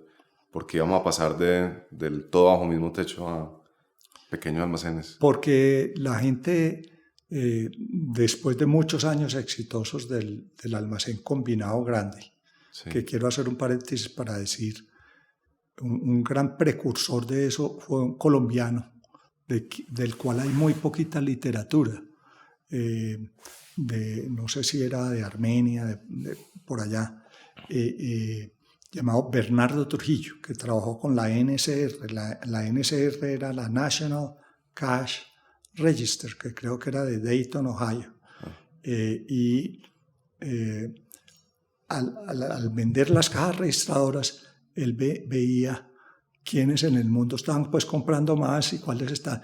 Entonces aprendió mucho y él desarrolló ese concepto del hipermercado moderno con muchos parqueaderos y la famosa frase no parking, no business dicen que era de Bernardo Trujillo, un colombiano gringo, digámoslo así, Sí. y que aquí daba los cursos en el Hotel Nutibara. Wow. Y don Gustavo Toro iba a esos cursos, seguramente don Tomás Santamaría también. Y el hombre los daba en Francia, y los daba en Bélgica, y los daba en Holanda, y los daba en el mismo Estados Unidos. Entonces, parejo en el mundo va saliendo pues ese concepto de todo bajo un mismo techo, porque el tiempo, la mujer también empieza a trabajar mucho más, el tiempo ya de ir a mercar no es el mismo, se necesita ser más eficiente y se piensa, aparece el vehículo, el transporte, y entonces se pensaba pues que el hipermercado. Pero en eso hay errores. Por ejemplo, en Francia hicieron muchos hipermercados fuera de las ciudades, que tú sabes que Francia tiene muchos pueblitos medianos. Sí. Entonces, afuera del pueblo, no metido en sus calles, se abría el hipermercado por allá, en un potrero, digámoslo así, y la gente maneja hasta allá, y era mejor que ir de almacencito en almacencito en la ciudad para completar el mercado a pie, que es como se hace allá, pues mucho. Y Walmart empezó a ser mejor en localizarlos. Entre otras, el señor Walton tenía una avioneta y él mismo piloteaba la avioneta y se iba volando y decía, no, esto aquí pegado a la ciudad, ahí tiene que ser el Walmart. Y entonces compraba ese lote y entonces ya empezaron a entrarse a las ciudades. Y yo creo que gran parte del éxito, del hipermercado del éxito, porque hoy en día el éxito pues tiene a Carulla y tiene lo que se compró de Vivero y lo de Surtimax y otras cadenas que se compraron, lo de Cafam en Bogotá, tiene muchas cosas muy buenas dentro de las ciudades que siempre serán buenas, porque nosotros tomamos la metodología de hacerlo en puntos buenos de las ciudades, sí, no en las afueras. Pero por la cosa del vehículo, el amor al vehículo y todo en Estados Unidos fue muy exitoso, pero a mí se me hace que allá también está cambiando ya y que ya va a empezar más el pequeño. Hay un modelo en Estados Unidos que se llama Trader Joe's, a poner un ejemplo que es un éxito total, y la gente, me desvié de la pregunta pues, pero la gente, o hay algo que dice que es que cuando entran a ese gran almacén con tantas tentaciones, acaba gastando más. Claro. Acaba gastando más que en el almacén pequeñito donde simplemente va a comprar el ajuste de las dos cosas que faltan en la casa, el jugo de naranja, la leche y tal otra. Sí. Entonces, es como cuando uno va a Home Center y al final uno necesitaba una pintura y termina pagando como 300.000 pesos. ¿En qué momento? Exactamente. Y lo mismo en PriceMart. Bueno, pero ese es el mercadeo, leer el consumidor, en qué etapa de su vida está o de su época. Y si el consumidor empieza a actuar diferente, perdón la expresión tan coloquial, pero téngase fino, porque le puede cambiar todo el negocio en 5 minutos. Y eso pasa, fíjate tú, en casi todos los negocios. Ya. Entonces, ¿vos crees que el factor más crucial del cambio del hipermercado al pequeño mercado es precio? No quiero gastar, precio no, es... Del grande al pequeño dices. Sí, no quiero consumir tanto como en como en el grande, o es más facilidad de no quiero montar en carro y... Es las dos cosas, pero es mucho la inconveniencia del tiempo que te pasas en los famosos tacos de vehículos, en los semáforos, Claro, lejos de los niños porque tú también trabajaste y claro, quieres estar en casa, sí, no quieres tener tentación de comprar un juguete que no necesitas, sí, otra cosa, y entonces lo que necesitas en verdad es que haya café para el desayuno mañana, pues porque vamos a tomarnos el cafecito con los huevos. claro, Y entonces Colombia, pese a sus inmensas diferencias, pese a sus problemas que tanto nos quejamos diariamente, es un país que se ha desarrollado mucho y mucho en las ciudades. sí, Entonces, quienes sí salieron, porque nosotros pues conseguimos el dinero para hacerlo, pero por alguna razón ya mis sucesores y los que siguieron con el éxito no cambiaron la idea y pararon, porque aquí ya habíamos creado, estábamos ensayando, no le habíamos pegado total al modelo, pero yo sé que lo hubiéramos hecho. Uno se llamó Éxito Express, el otro se llamó Surtimax, sí, el otro lo llamamos ¿Qué precios?, que era la letra Q, y después decía precios, Q sí, precios. Y una vez uno encuentra el modelo, lo mismo pasa con el hipermercado o con el mercado, uno lo ajusta y en los primeros tantos no gana, pero luego ya la masa crítica le da y luego lo puede desplegar. ah, Y yo siempre fui, casi nunca inventé nada, nada, porque no soy tan inteligente, pues, ni Ciro Peraloca para ser un inventor. Yo fui un copiador muy rápido, ah, por esa cosa de que para mí me resultaba salir. Entonces, ¿recuerdas el cuento de Marquillas? Que me fui y me traje un gringo de allá a trabajar a Marquillas. sí, Yo me iba a ver a Europa no más mercados, o me iba a Estados Unidos a ver no más mercados. Entonces, uno va entendiendo, o a México. Esto pasó allá, está a 2 minutos de pasar en Colombia, hagámoslo nosotros de primero. Entonces es uno un pionero. En todos los negocios, al pionero, si le va bien, le va mucho más bien que al segundo. Entonces ahí fue. Pero también aquí hubo una época muy dura y es que, no obstante, alcanzamos un tamaño ya cuando los extranjeros, los americanos, los europeos, etcétera, empezaron a ver que Colombia era interesante.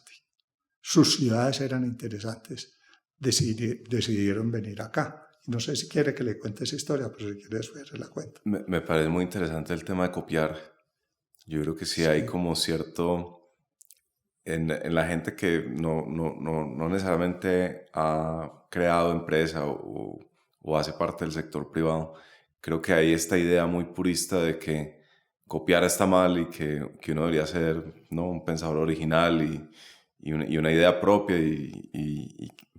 Pero la anécdota que a mí más me gusta de Sam Walton, el de Walmart, es que tenía ya 80 años o algo así, y sí. estaba de paseo con la familia en Brasil, y estaban en un supermercado, y de la nada la señora no lo encontraba, y dice, qué se hizo Sam? Y lo empezaron a buscar, y por allá estaba acostado, acostado entre dos góndolas. Y dije, ¿pero qué te pasó? Y es que no, estoy viendo a ver si estos brasileros saben algo que yo no. Estaba como midiendo la distancia Sí, entre las dos góndolas. la distancia, porque el centímetro cuadrado vale mucho, ¿cierto? Sí, Y de hecho, entonces, yo siempre hice eso, de salir, de ver a los mejores y tratar de entender que se podía adaptar acá. Y verdaderamente a nosotros nos funcionó muy bien. Incluso hay veces ya mandaba era a mis equipos a hacerlo. sí, Y recuerdo que un día por allá en Michigan, en unos supermercados, una cadena así como Walmart, muy grande, los atraparon a los míos tomando fotos, tomando fotos. Y entonces los llevaron por allá al cuartico, pues. Y en el cuartico apareció el dueño de la cadena, como decir el Gustavo Toro, o Sí, como sí, decías sí. tú, el Sam Walton. Y les dijo, bueno muchachos, ustedes pues están haciendo lo que hago yo, pero eso no se hace.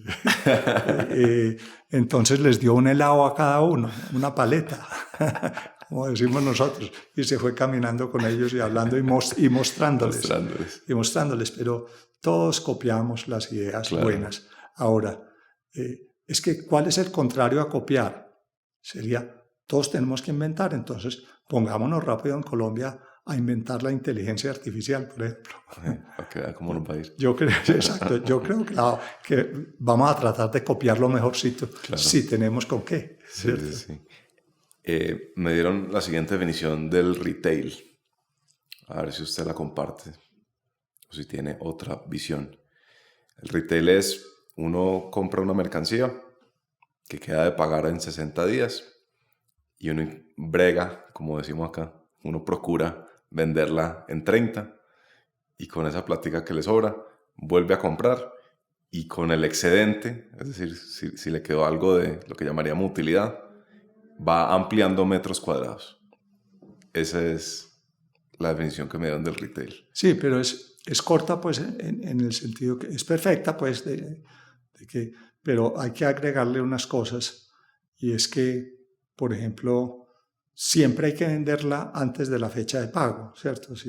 Si a ti te venden a 30 días y la mercancía sí la rotas, pero la rotas a 62 días, pues estás muerto porque te colgaste 30 días con el proveedor. Entonces, hay que conocer también mucho, no solamente un simple fenómeno mecánico de rotar el dinero, sino de saber qué quieren las personas en ese momento, qué están viviendo.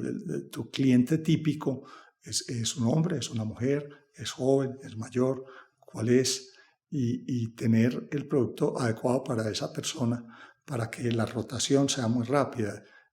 Por eso el negocio inicial de don Gustavo, de esas camisas muy baratas, era de muy poquito margen, pero era de muy buena rotación. Todo se vendía mucho antes de pagar.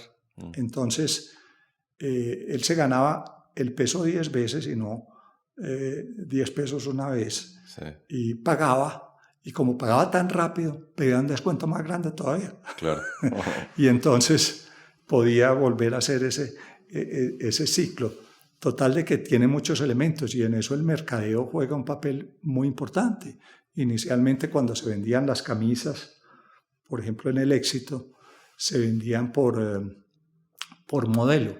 Y tú, camisas, blusas femeninas. Entonces aquí estaban todas las que tienen la pintica de tigre, por ejemplo. Aquí están todas las que son blancas, aquí están todas.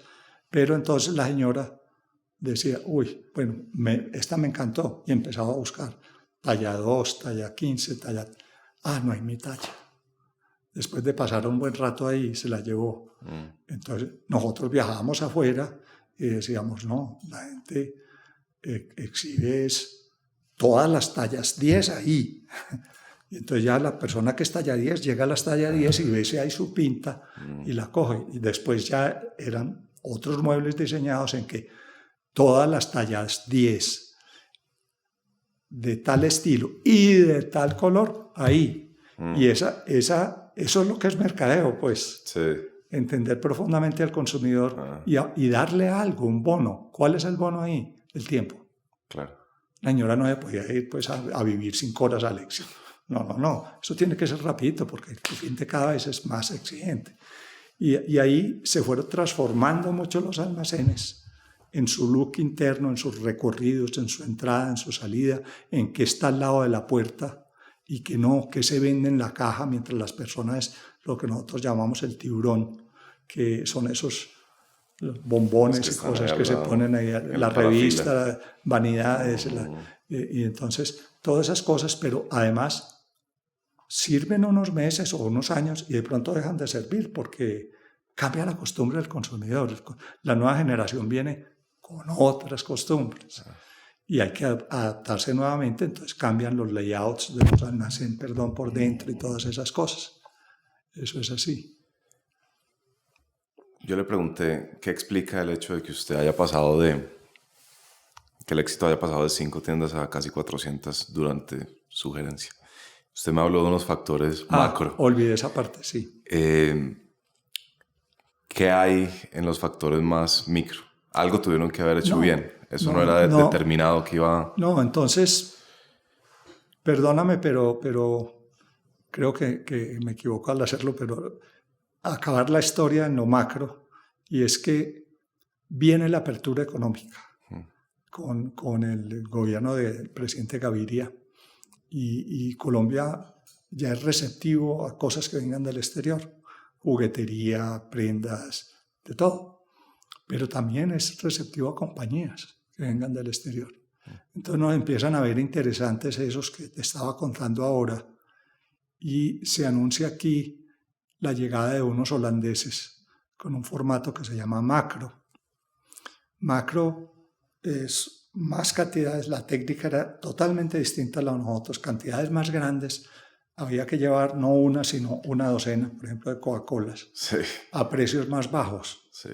Y ese formato fue muy exitoso en Alemania, y luego una compañía que los copió en Holanda, de una firma petrolera extrañamente, los llamó Macro, porque en Alemania se llamaba Metro. Y prácticamente, por ejemplo, yo era presidente del Éxito, todos mis amigos y esto sentenciaron que era la muerte del Éxito. O sea, van a llegar estos tipos y, Gonzalo, usted no tiene nada que hacer, es que competir con ellos es prácticamente imposible. Y claro, nos fuimos ahí mismo para Holanda, repite toda la historia, a mirar, a conocer y tal. E incluso logramos hacernos socios de ellos. O sea, Cadenalco compró un pedazo, el Éxito compró otro pedazo, y luego el Éxito compró a Cadenalco, entonces quedó con un pedazo más grande, pero siempre una minoría. El GEA también compró algo de Macro. Todo el mundo pensaba que Macro iba a ser un éxito. Y bueno, todavía está Macro funcionando en Colombia, pero no fue tal vez del crecimiento de las dimensiones que se pensaba, pero funcionó. Entonces, esto. Y pasando a tu otra pregunta, se me olvidó. Pero espérate, Gonzalo. Compraron una participación en Macro, pero ¿cuál era la lógica? O sea, les dicen, esto los van a quebrar ustedes. Y entonces dicen... Mejor seamos dueños también. Y había con qué. Y entonces compramos, por lo menos dijimos, hombre, tengamos algo y podemos influir allá y podemos ver y podemos saber cómo funciona el negocio y todas las cosas, ¿cierto? Y entonces tuvimos una parte de Macro. Como tuvimos negocio también en Venezuela. Inicialmente Cadenalco había comprado una compañía allá, después nosotros compramos a Cadenalco, entonces quedamos socios de una compañía allá. Bueno, pero el fin de eso es más triste, pero tiene que ver con otras cosas que son de carácter político. Sí. ¿Cierto? ¿Qué terminó pasando? Llega Macro, no le fue tan bien. Entonces, el hecho de que no le haya ido tan bien fue lo que no quebró al Éxito. Pues no, pero sí fue lo que le dio mucha seguridad a todos los equipos de mercadeo, de diseño, de construcción de almacenes del Éxito, a decir, miércoles, lo de nosotros es un invento local, pero que resistió al embate. Sí. Eso por un lado, esa es la parte buena. O sea, uno se siente ganador. Nunca se debe sentir muy ganador. Yo siempre le decía a los vicepresidentes del Éxito, esto es lo más parecido al juego de golf. Uno pega bien y cree que va a seguir pegando bien todas las veces. Y a veces se tarrea incluso en lo más simple, ahí en el green, mete 3 golpes y queda de último, ¿cierto? O aparece un niño con un swing pues que le da 3 vueltas a uno y le gana, sí. ¿Cierto? Nunca uno se puede pues confiar. Pero lo que fue evidente ahí es que sí, efectivamente, iban a llegar otros. Entonces, ya ahí eso hizo parte de esa etapa en que nosotros nos teníamos que hacer más grandes, y fue la razón por la cual adquirimos la mayoría de Cadenalco. Entonces, todos los almacenes de Cadenalco se vuelven almacenes del Éxito. Y muchos al principio no supimos hacerlo, al principio los dejamos así y tal, y después dijimos, no, pero también puede haber éxitos más pequeños, y entonces convertimos muchos de los de Cadena Arco a Éxito y los otros los convertimos a Pomona, que nosotros habíamos comprado, Sí. y ellos tenían también su marca y bueno, habían cambiado a Candelaria. Entonces nos volvimos pues mucho más grandes. Claro. Y ahí ya fue Carrefour el que venía, ¿cierto? Y entonces nosotros lo sabíamos porque como viajábamos y veíamos. Ellos venían y eso se sabía, estaba cantado, ya estaban en México y ya estaban en Brasil, y en Brasil les estaba yendo súper bien. Entonces dijimos, no, tenemos que crecer más, y ya el capital se había abierto, eso es ya la historia financiera del éxito. Y entonces compramos, bueno, nos hicimos socios al Grupo Casino, que era de Francia, ¿cierto? Y adquirimos capital. El Grupo Casino entró a tener el 25% del éxito con un standstill, y es que no podía comprar más, a no ser que algún socio del éxito lo buscara para venderle más.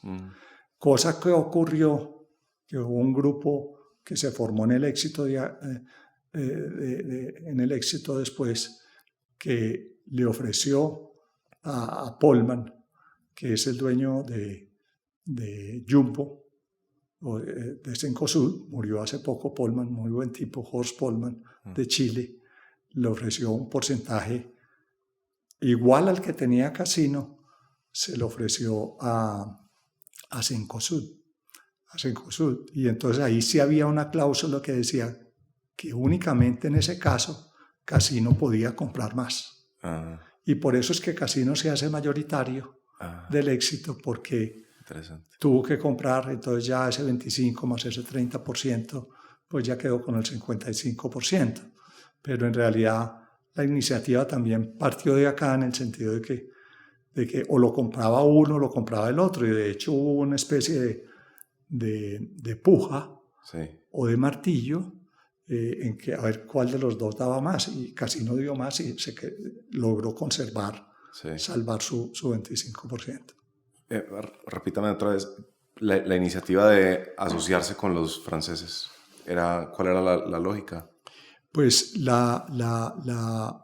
nosotros necesitábamos seguir creciendo, necesitábamos pues tener más talla, defendernos de lo que iba a ser la llegada de Carrefour, que era inminente, ser más grandes, y entonces empezamos inicialmente a buscar capital. Sí. Ese capital lo íbamos a conseguir en una emisión de bonos en el exterior, o de acciones, no recuerdo muy bien. Pero hubo una crisis muy grande que fue la del 98, que todos los mercados se cerraron. Sí. Y ya estábamos metidos en el programa. Entonces la alternativa B que decidió la Junta, junto pues con los administradores, con nosotros, fue: hombre, esto se está poniendo muy templado, están viniendo estos tipos de afuera, pero esto hay que hacerlo de todas maneras, y más bien tratemos de consolidar el negocio aquí, comprar la competencia o alguna competencia. Entonces no se salió de la idea, pero sí se cambió la idea de conseguir los fondos, porque ya no se podía por emisión de acciones afuera. Y entonces ahí fue cuando pues la Junta decidió que se consiguiera un socio estratégico, o sea, que no comprara la mayoría, que comprara una minoría, y que nos pusiera capital y eventualmente know-how. Claro. Y entonces nos vamos para donde se sabía que era más famoso el hipermercado. Pues también fuimos a Estados Unidos, también fuimos a Inglaterra, pero estaba mucho más desarrollado en Francia. Pues había Leclerc, Intermarché, Casino, Carrefour, ¿no? Muchos, pues. Y fuera de eso había muchos de los pequeños también, los Aldi, los Lidl.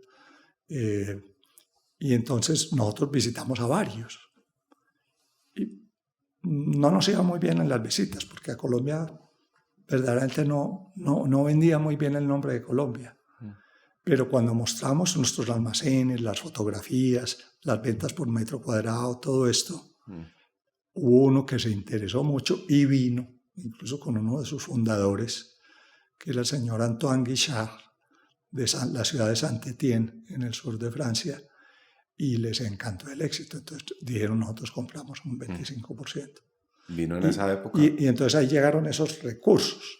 Y con esos recursos y otros recursos nosotros pues compramos a Cadenalco y eventualmente después competimos con Carrefour por quién compraba al grupo Carulla Vivero, porque Vivero también había hecho lo mismo con Carulla, ¿no? Sí. Había comprado a Carulla. Yo traté mucho de comprar a Carulla, pero nos ganó Sami Azud. Sami Azud logró comprar a Carulla. Pero luego nosotros compramos a Carulla Vivero, sí, a la suma de los dos. También, en ese caso sí, con una emisión de capital más un préstamo grande. Eso fue posterior. Es que son como varios eventos. Sí. Increíble lograr traer a estos franceses en esa época. Sí. Finales de los 90. Sí. Cuando se decía que este era un estado fallido. Exactamente. No, la época era muy difícil. Muy, muy difícil. Y les gustó mucho. Yo recuerdo mucho el impacto que crearon los almacenes cuando los vieron. Y que creó Medellín, con todas esas historias que tenía Medellín. Sí. Y ellos entran y ven esta ciudad, está haciendo un día precioso acá. Fue un cambio. Pues basta contraerlos, como dice la publicidad esa, sí, que ya el problema es que se quieran quedar, ¿no? El riesgo es quererse quedar. Sí. Cuéntame un poquito cuál vivió usted, cuál fue más difícil para usted personalmente. ¿Ese año 99 o ese año 89? Usted sabe que los años terribles en Colombia terminan en 9. 89 con narcotráfico, 99 con crisis más el tema pues de seguridad, de orden público.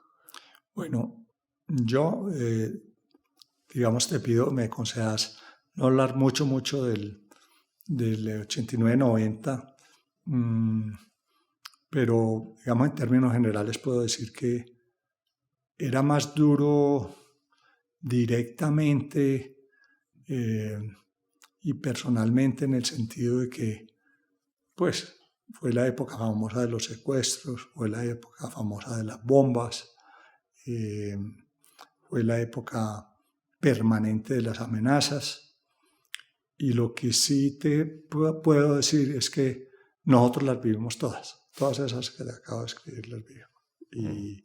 Y fue súper duro vivir pues en ese ambiente que uno no sabe qué va a pasar al otro día o que algo haya pasado y uno no sabe si va a volver a pasar. Y uno ve un artefacto por ahí maluco y ¿qué hago? Claro. Cierro toda la cadena, cierro parte. Eso pues es horrible, es una cosa increíble. Además, es una cosa, es como una paradoja, es como las empresas que son de las invenciones humanas más pensadas a largo plazo. Sí. Y una época en la que se acorta el horizonte de tiempo al siguiente día. Uno prácticamente tiene que pensar si va a abrir al otro día. Y pasa una cosa maluca y quiero repetir algo que me dijo una señora que estaba mercando. Yo en una de esas fui a un almacén y una señora me reconoció, cualquier señora que estaba mercando. Y me dijo, me abrazó así, pues porque la gente aquí es muy cariñosa. Y tranquilo, doctor, que aquí nos morimos, pero mercando. Me dijo sí. Entonces, eso muestra hasta qué grado se llegó a afectar la sociedad. Increíble. Ya después era como otro tipo de cosas, ¿cierto? Sí, ya en el 99 era otro ambiente. Otro ambiente, sí. Sí, pero tal vez fue más duro el otro, el inicial. El del 89. Sí. ¿Qué se siente, Gonzalo, estar al mando de una empresa ya enorme, quizás la que más empleo genera o generaba en su momento en Colombia, y, y tener una nueva idea?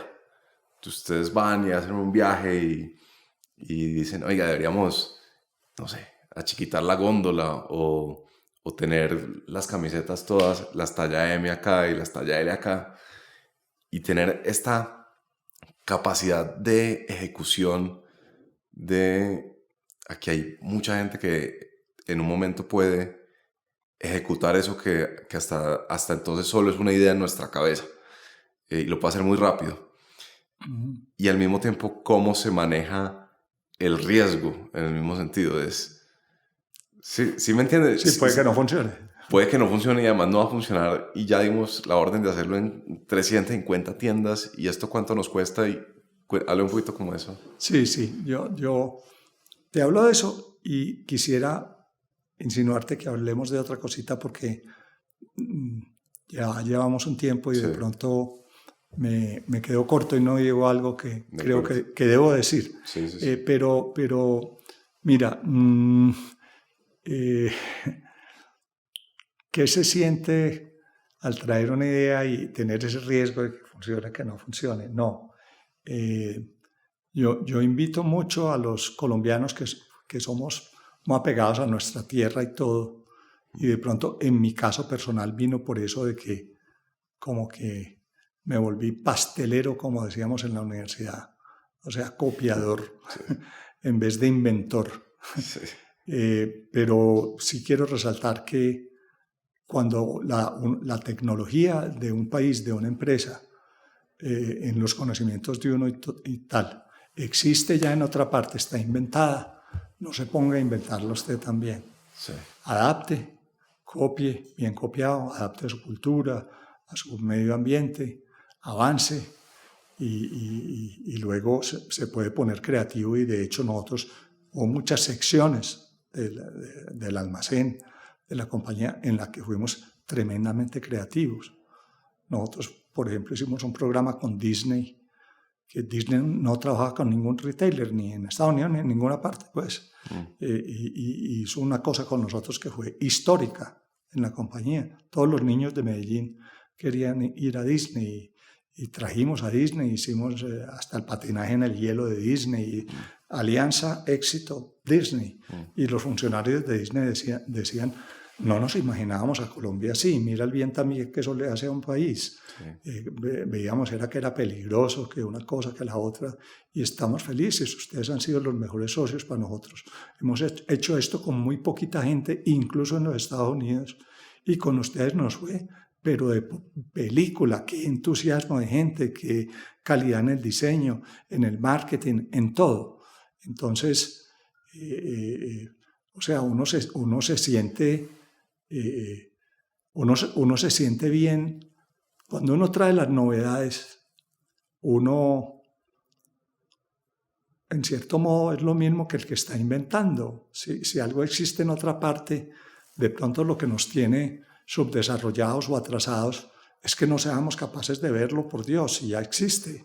Y es más fácil traer lo que ya existe que empezar a inventar un concepto autóctono. Por supuesto, siempre debemos tener, y yo lo valoro mucho, que está volviendo una moda acá de restaurantes o, por ejemplo, los hoteles cafeteros, de lo nuestro, de las cosas nuestras. Eso me parece maravilloso.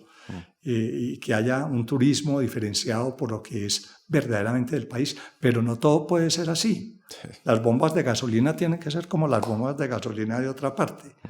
Los aviones igual. Pues hay muchos negocios que eso es así. Entonces, uno se siente que es ágil, que tiene visión, que tiene mundo. Y ese es un sentimiento bueno, tener mundo y traer las novedades y las cosas. Uno siente que le está aportando de una forma práctica y pragmática mucho al país, y que lo está desarrollando. Y uno se pone a ver una máquina como el éxito, lo que desarrolló el país, en todo sentido. ¿Cuántas industrias? Nosotros dábamos el premio al mejor proveedor y veíamos proveedores que, el proveedor de miel de abejas, el proveedor de huevos, que decían, nosotros acabamos con unos negocios que tuvimos para los galpones, para todo, que copiar cosas en el exterior para poder atender al éxito. Sí. O sea, se desarrolla toda la cadena hasta el final. Así como hacíamos programas con microempresarios para comprarles las pequeñas cositas que fabricábamos y hacíamos temporadas para los artesanos, tener las cosas en los almacenes, porque ya teníamos los almacenes y entonces ya la gente venía pues por derecho propio y también compraba todas estas cosas. Entonces se siente una gran satisfacción que acompañada con la satisfacción de un empleo de calidad. Sí. Para todos los que trabajan en la compañía. Es que nosotros no tuvimos sindicato, que no lo veían como necesario. Nos adelantábamos a esas necesidades. Ya cuando compramos a Cadenalco tenía, entonces llegó ese sindicato con Cadenalco, pero eran nuestros amigos. A mí me invitaban los del sindicato a donde tenían las cosas allá abajo de Bogotá, Tierra Caliente, y yo iba allá y iba a dormir, ¿cierto? Sí. Y conveníamos y hablábamos y qué necesidades tienen, qué cosas. Nuevamente, el ser humano es el ser humano y el ser humano está representado en los empleados, en los clientes, en todos. Y entonces un trato digno al ser humano y se siente muy bien que una compañía, por el que escogió cómo ganar en el ser humano, sí ganó. Sí. Esa es la cosa que te digo que se siente, porque hay otras maneras de ganar. Por ejemplo, si uno es un tirano, si uno quiere trabajar con los mínimos costos, si uno trata a la gente pues casi con el sistema duro, puede que también gane, ¿cierto? Y puede que se haga millonario, pero no es la misma satisfacción. También la satisfacción es si se hace con un respeto por el individuo que está representado en el cliente, en el proveedor y en el empleado. Que hay que tratarlo lo que se pueda con toda dignidad. Ahora, esa es esa cosa. La otra que yo quería contarte es que tú entonces me podrías decir, bueno, Gonzalo, pero sí que te tocó bueno, todo bueno. Las otras empresas que me contaste, las historias tan sabrosas y esto del éxito, perdona la redundancia, qué tan exitoso. Y te digo, no, muchas de esas cosas que hay que hacer no le gustan a todo el mundo. En el éxito, los 20 accionistas originales que había, o 15 o 16 cuando yo entré, quisieran que el éxito hubiera llegado a ser así de grande como fue, pero ellos no haberse tenido que diluir. Claro. Y que no entraran otros accionistas. Pero, por ejemplo, yo no supe hacer eso. Yo tuve que abrir la compañía y meterla en la bolsa y que tuviera muchos accionistas. Y muchos de esos accionistas que tenían porcentajes del 15%, hubieran querido tener el 15% del éxito de hoy. Y no, se tuvieron que diluir a un 5 y todo, pero no perdieron plata, pero tenían ese anhelo. Claro. Y la velocidad del cambio y de la competencia y todo no lo permitió.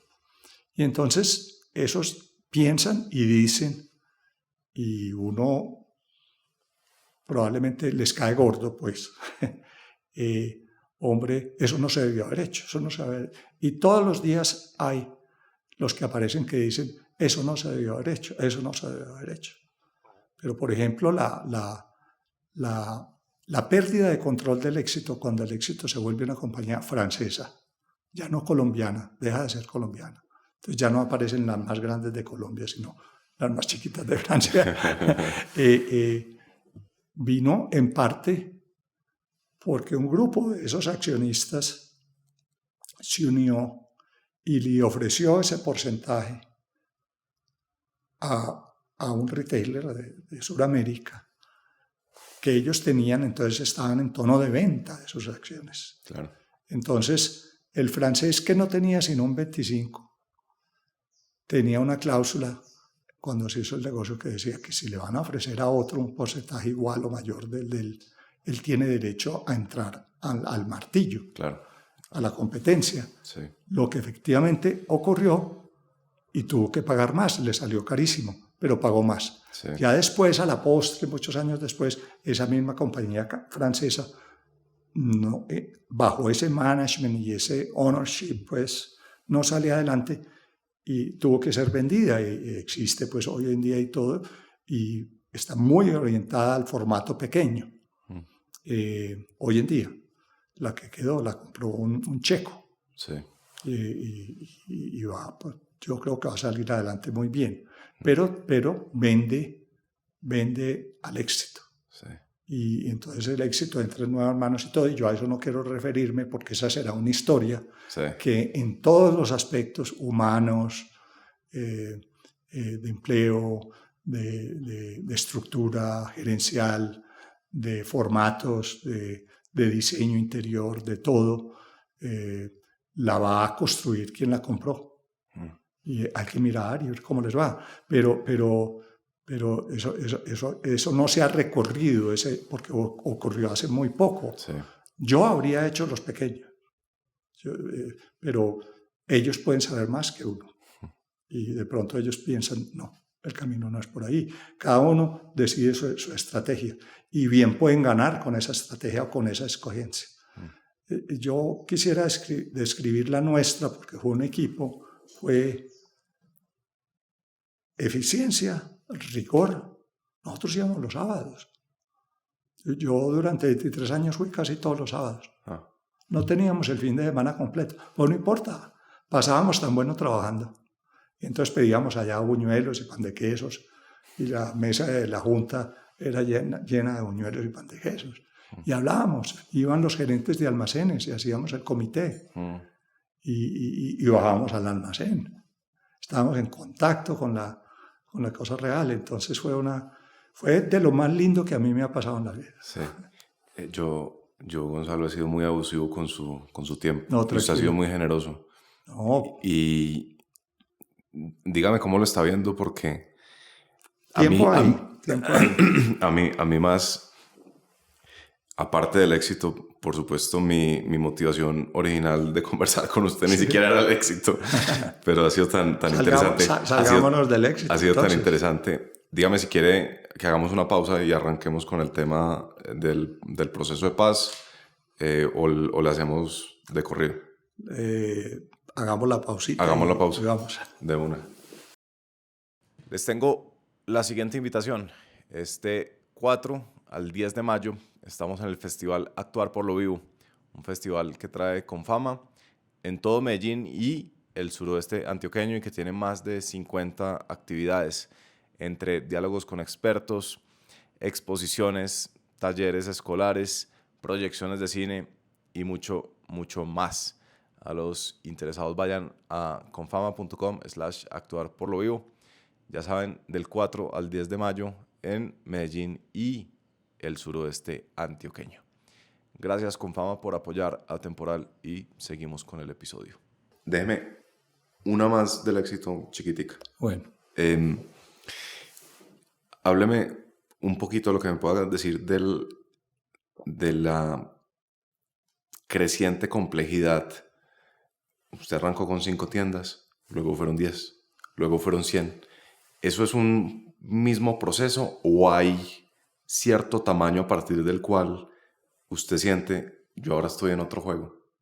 Yo antes era gerente de una compañía así y ahora es una compañía que casi que hace parte de otro universo y que requiere otro tipo de habilidades, o que tiene unos problemas que no tiene una empresa que tiene 10 tiendas, pero que sí tiene una que tiene 200 tiendas. Sí, yo te entiendo. En forma abstracta, yo no podría contestar esa pregunta. Como fue para mí, que pasé de los 39 años, que uno todavía es bastante joven. No me parecía en ese entonces, pero ahora sé que uno era muy joven. A los 63 años. no me pareció tan difícil porque yo crecí interiormente en mi formación. Además estudié mucho, hice cursos de retail, me iba para Boston. De hecho, uno de los cambios más grandes que tuvo el éxito fue el manejo de la estrategia, que no era el manejo de la compañía en sí, sino de todo el componente estratégico. ¿Qué vamos a hacer frente a la competencia? ¿En qué vamos a picar en punta? Y eso yo me iba a estudiar, yo venía, se traducía todo el material que yo tenía y luego, si lo veíamos valioso, mandábamos la gente, los vicepresidentes, a hacer el mismo programa. Entonces íbamos siempre adelante, adelante, adelante, adelante. Teníamos una cosa, yo diría, de formación académica con tecnología de punta, pues. Y eso me permitió que nos fuéramos adaptando. Yo físicamente ya no alcanzaba. O sea, cuando se abría un almacén cada 2 años, al principio, yo siempre iba, hacíamos la misa, los invitados, el cóctel, yo me metía en la arquitectura, en los detalles, pero obviamente cuando estábamos abriendo 20 en un año, 30, ya yo no podía ir a todos. Entonces, la estructura ya tuvo pues un vicepresidente operativo, como quien dice, el vicepresidente ejecutivo, y uno necesita un poco de más ayuda, pero nunca me pareció difícil. Es más, si yo no hubiese tenido, primero que todo, una persona de 23 años, pues, como decimos aquí en Paisa, hay que echarla. No la puede dejar uno tanto tiempo en un negocio, porque algo malo le va a pasar, tiene que traer a alguien para refrescar, etcétera, etcétera. O sea que estaba muy bien irme en ese momento, pero yo me fui porque la estrategia de lo que seguía tuve diferencia con Francia. Yo inclusive del Grupo Casino llegué a ser miembro del comité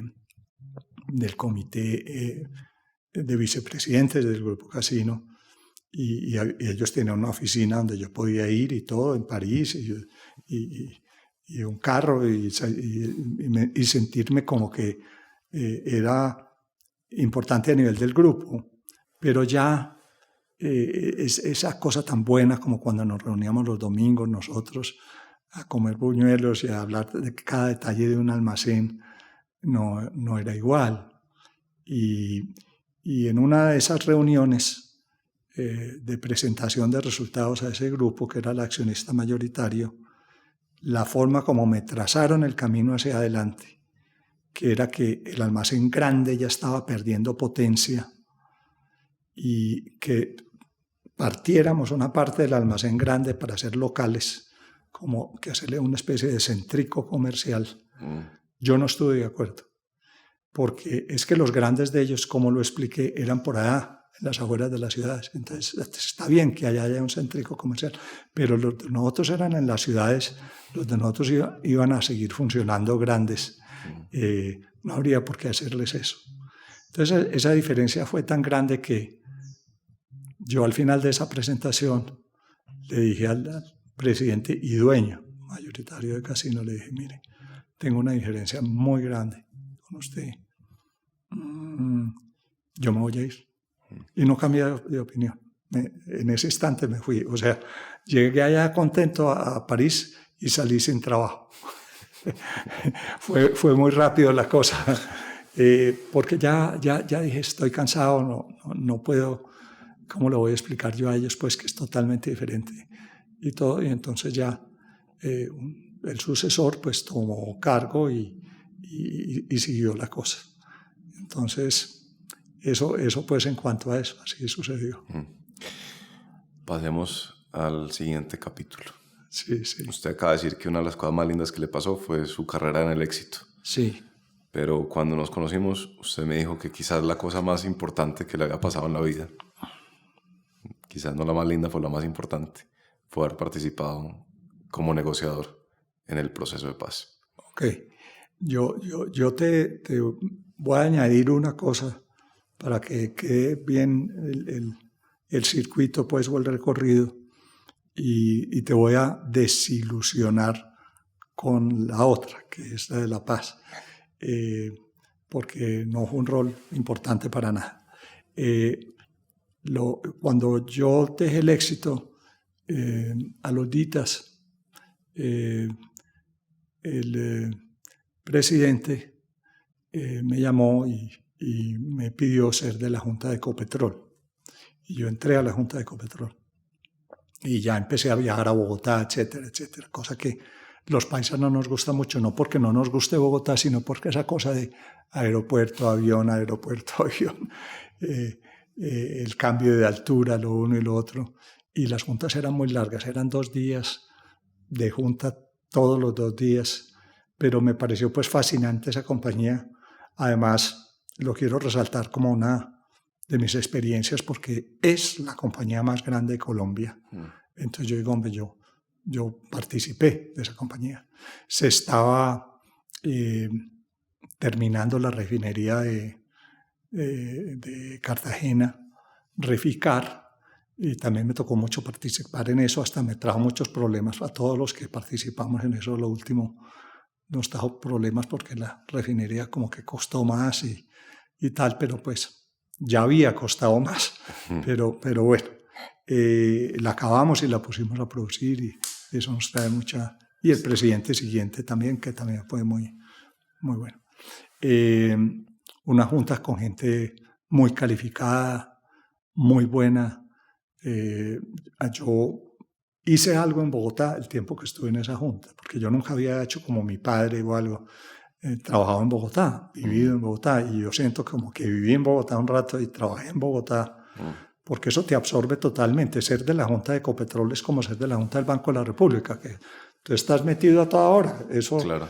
Eso pues, y cualquier cosa es absolutamente millonaria y grande, y tú estás explorando en Angola y en el Golfo de México, y bueno, todas esas cosas. Entonces, por lo menos en esa época, ya el Ecopetrol de ahora, pues yo no lo conozco. Entonces, tuve una experiencia muy enriquecedora en ese trabajo. Y la verdad es que fue como para terminar muy bien, porque Ecopetrol era mucho más grande que el éxito. O sea, no pasé a una cosa más pequeña, sino que pasé a una cosa más grande. Y también empresa, y que también tenía los mismos componentes, tenía mercadeo, tenía esa parte de ingeniería tan interesante, muchas cosas. Entonces, resalto ese sí. Y era una presión adicional. Usted ya había sentido, me imagino, magnitudes de presión siendo gerente del éxito. Y ahora usted fue presidente de la Junta. Sí, entonces viene esa segunda parte y en un momento determinado el presidente me dice, ve, pero es que quiero una cosita, que seas presidente de la Junta. Y yo, porque claro, el mayor accionista pues el presidente, eso pues, hay que someterlo a los accionistas y tal, pero y así se hizo en la asamblea, pero claro que tiene mucha incidencia el dueño mayoritario, ¿no? Claro. Entonces quedé presidente de la Junta de Ecopetrol y ahí sí pues la responsabilidad es infinita, porque es con el país entero, claro. Es con una cosa pública. Yo aprendí mucho en mis compañeros, tuve unos compañeros fantásticos, pero en términos de estrés, en términos de estar ocupado, eso llenó mi tiempo y quedó faltando. Sí. Quedó faltando, o sea, yo no tuve ningún descanso o posibilidad. Fui medio creando mi oficinita personal y dije, por ahí en ese edificio, fíjense, si venden una, o cómo hacemos pues para yo pasarme y hacer ya mis cosas de jubilado, pero no, me tocó eso y lo hice muy rigurosamente y no falté a ninguna junta.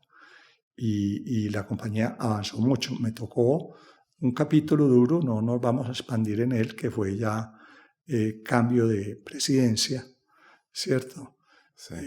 Y todo eso pues me tocó dirigirlo y conducirlo a mí, para lo cual teníamos que hacer reuniones apartes para buscar el nuevo presidente y todo lo demás, ¿cierto? Sí. Entonces fue una experiencia pues claro. grande. Yo no sé si querés que te hable de la otra. Sí, no, pues por supuesto que quiero que hable de la otra, pero antes de eso me llama mucho la atención porque usted cuando entra a la Junta de Ecopetrol usted ya es como se refería usted a Ricardo Ángel. Ah, Eran sí. tipos cancheros, usted ya era un tipo canchero.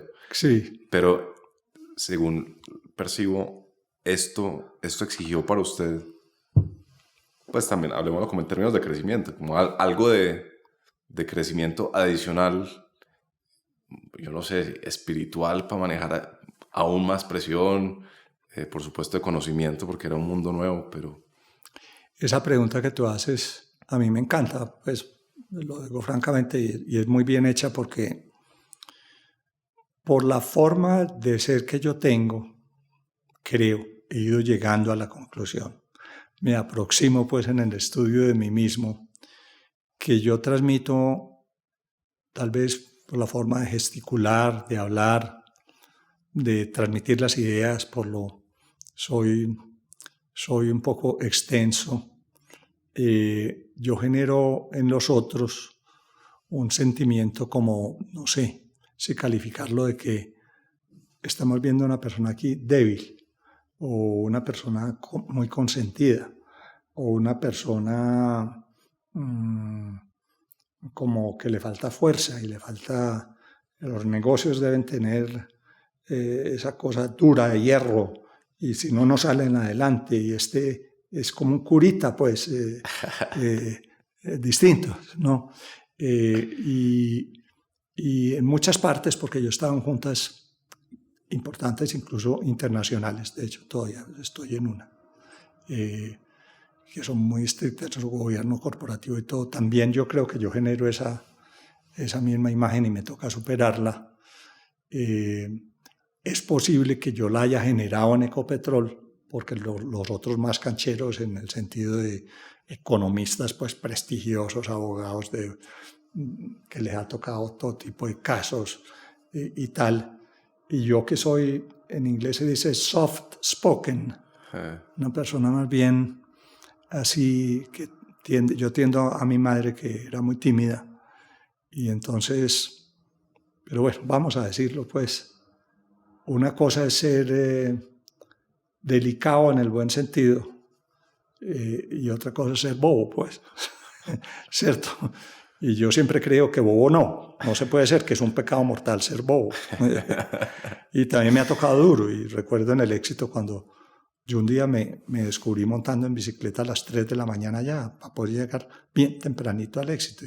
Y tenía que hacer ejercicio y subir al alto aquí de Las Palmas para poder tener la energía, porque es que uno va cumpliendo años y no es lo mismo de 39 que entré que ya de 50 o que de 55 o 59.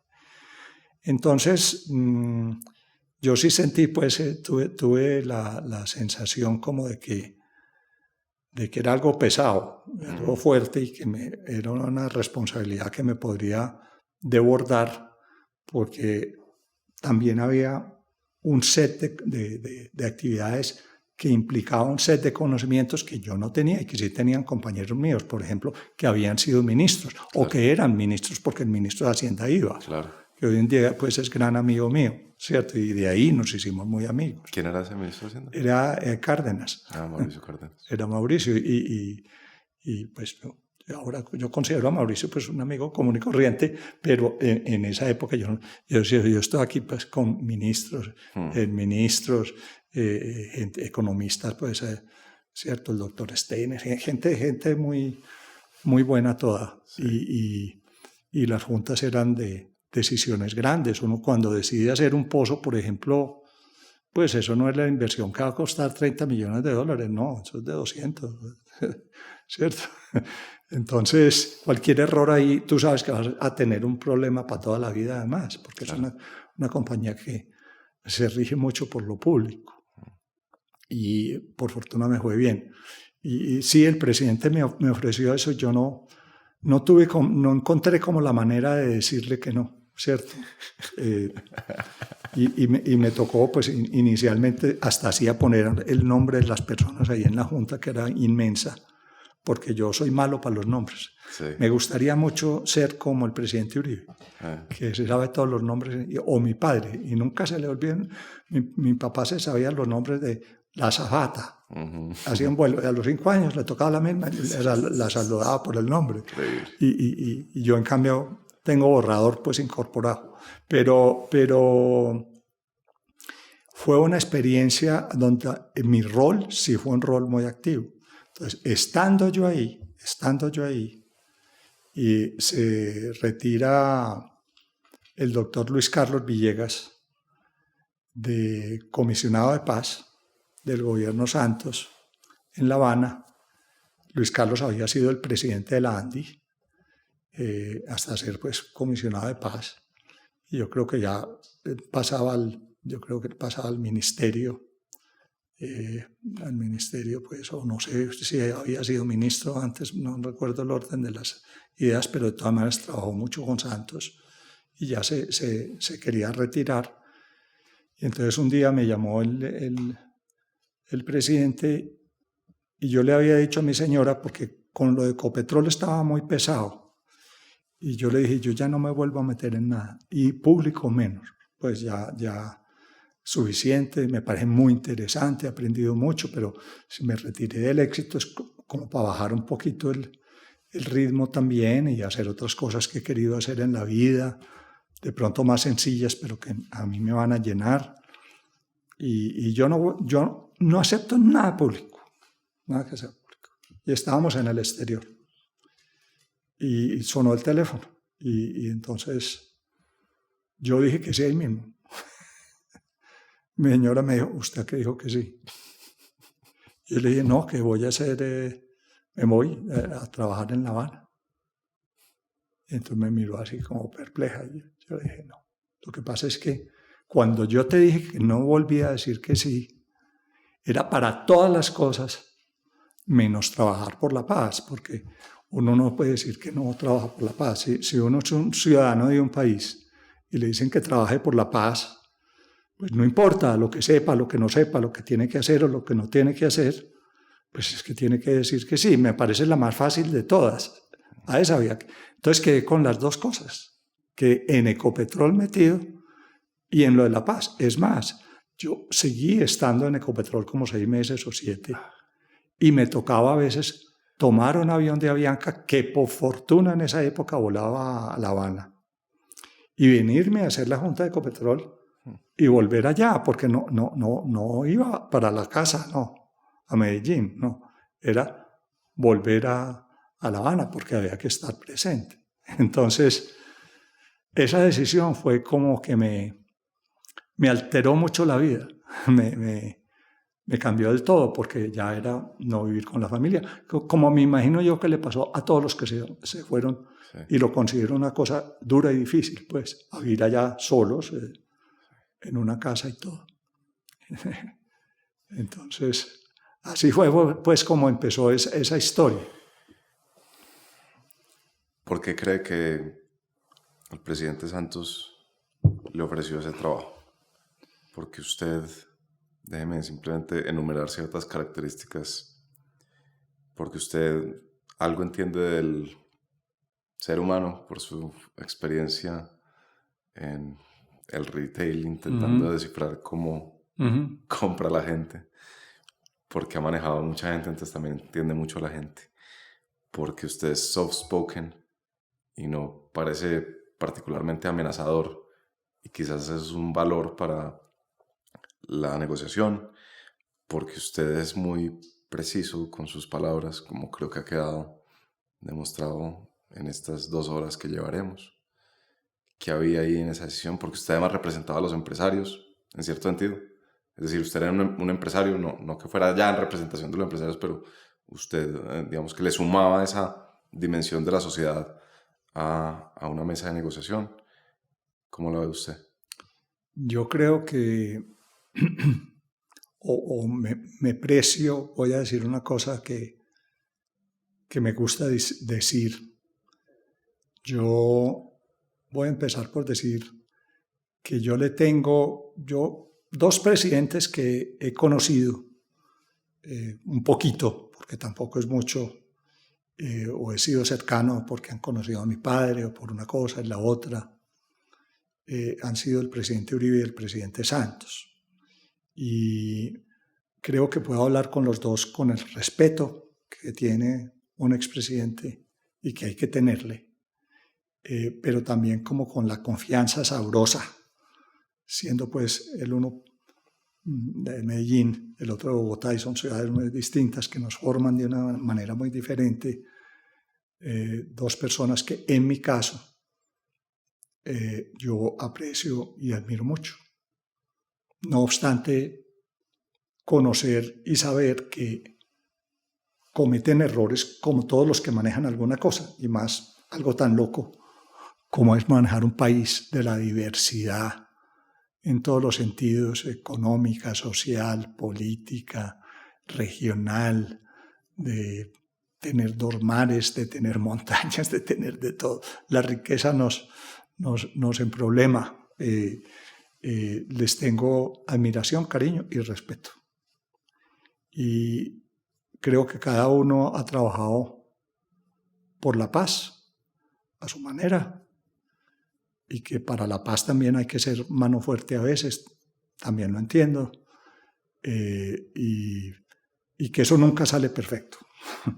Empiezo por el final, que es eso, pero que admiro a las personas que lo intentan. Y aunque hacer la paz es algo que viene desde la paz moderna, llamémosla, desde presidentes anteriores, pues, porque claro que vimos a Belisario tratando de hacer su paz, y vimos a Pastrana tratando de hacer su paz, y vimos a todos los anteriores, pues, con algún capítulo de algo relacionado con la paz. Entonces, yo creo que el presidente Santos no me conocía tanto. Por ejemplo, otros presidentes me conocieron más: López, Belisario, que eran...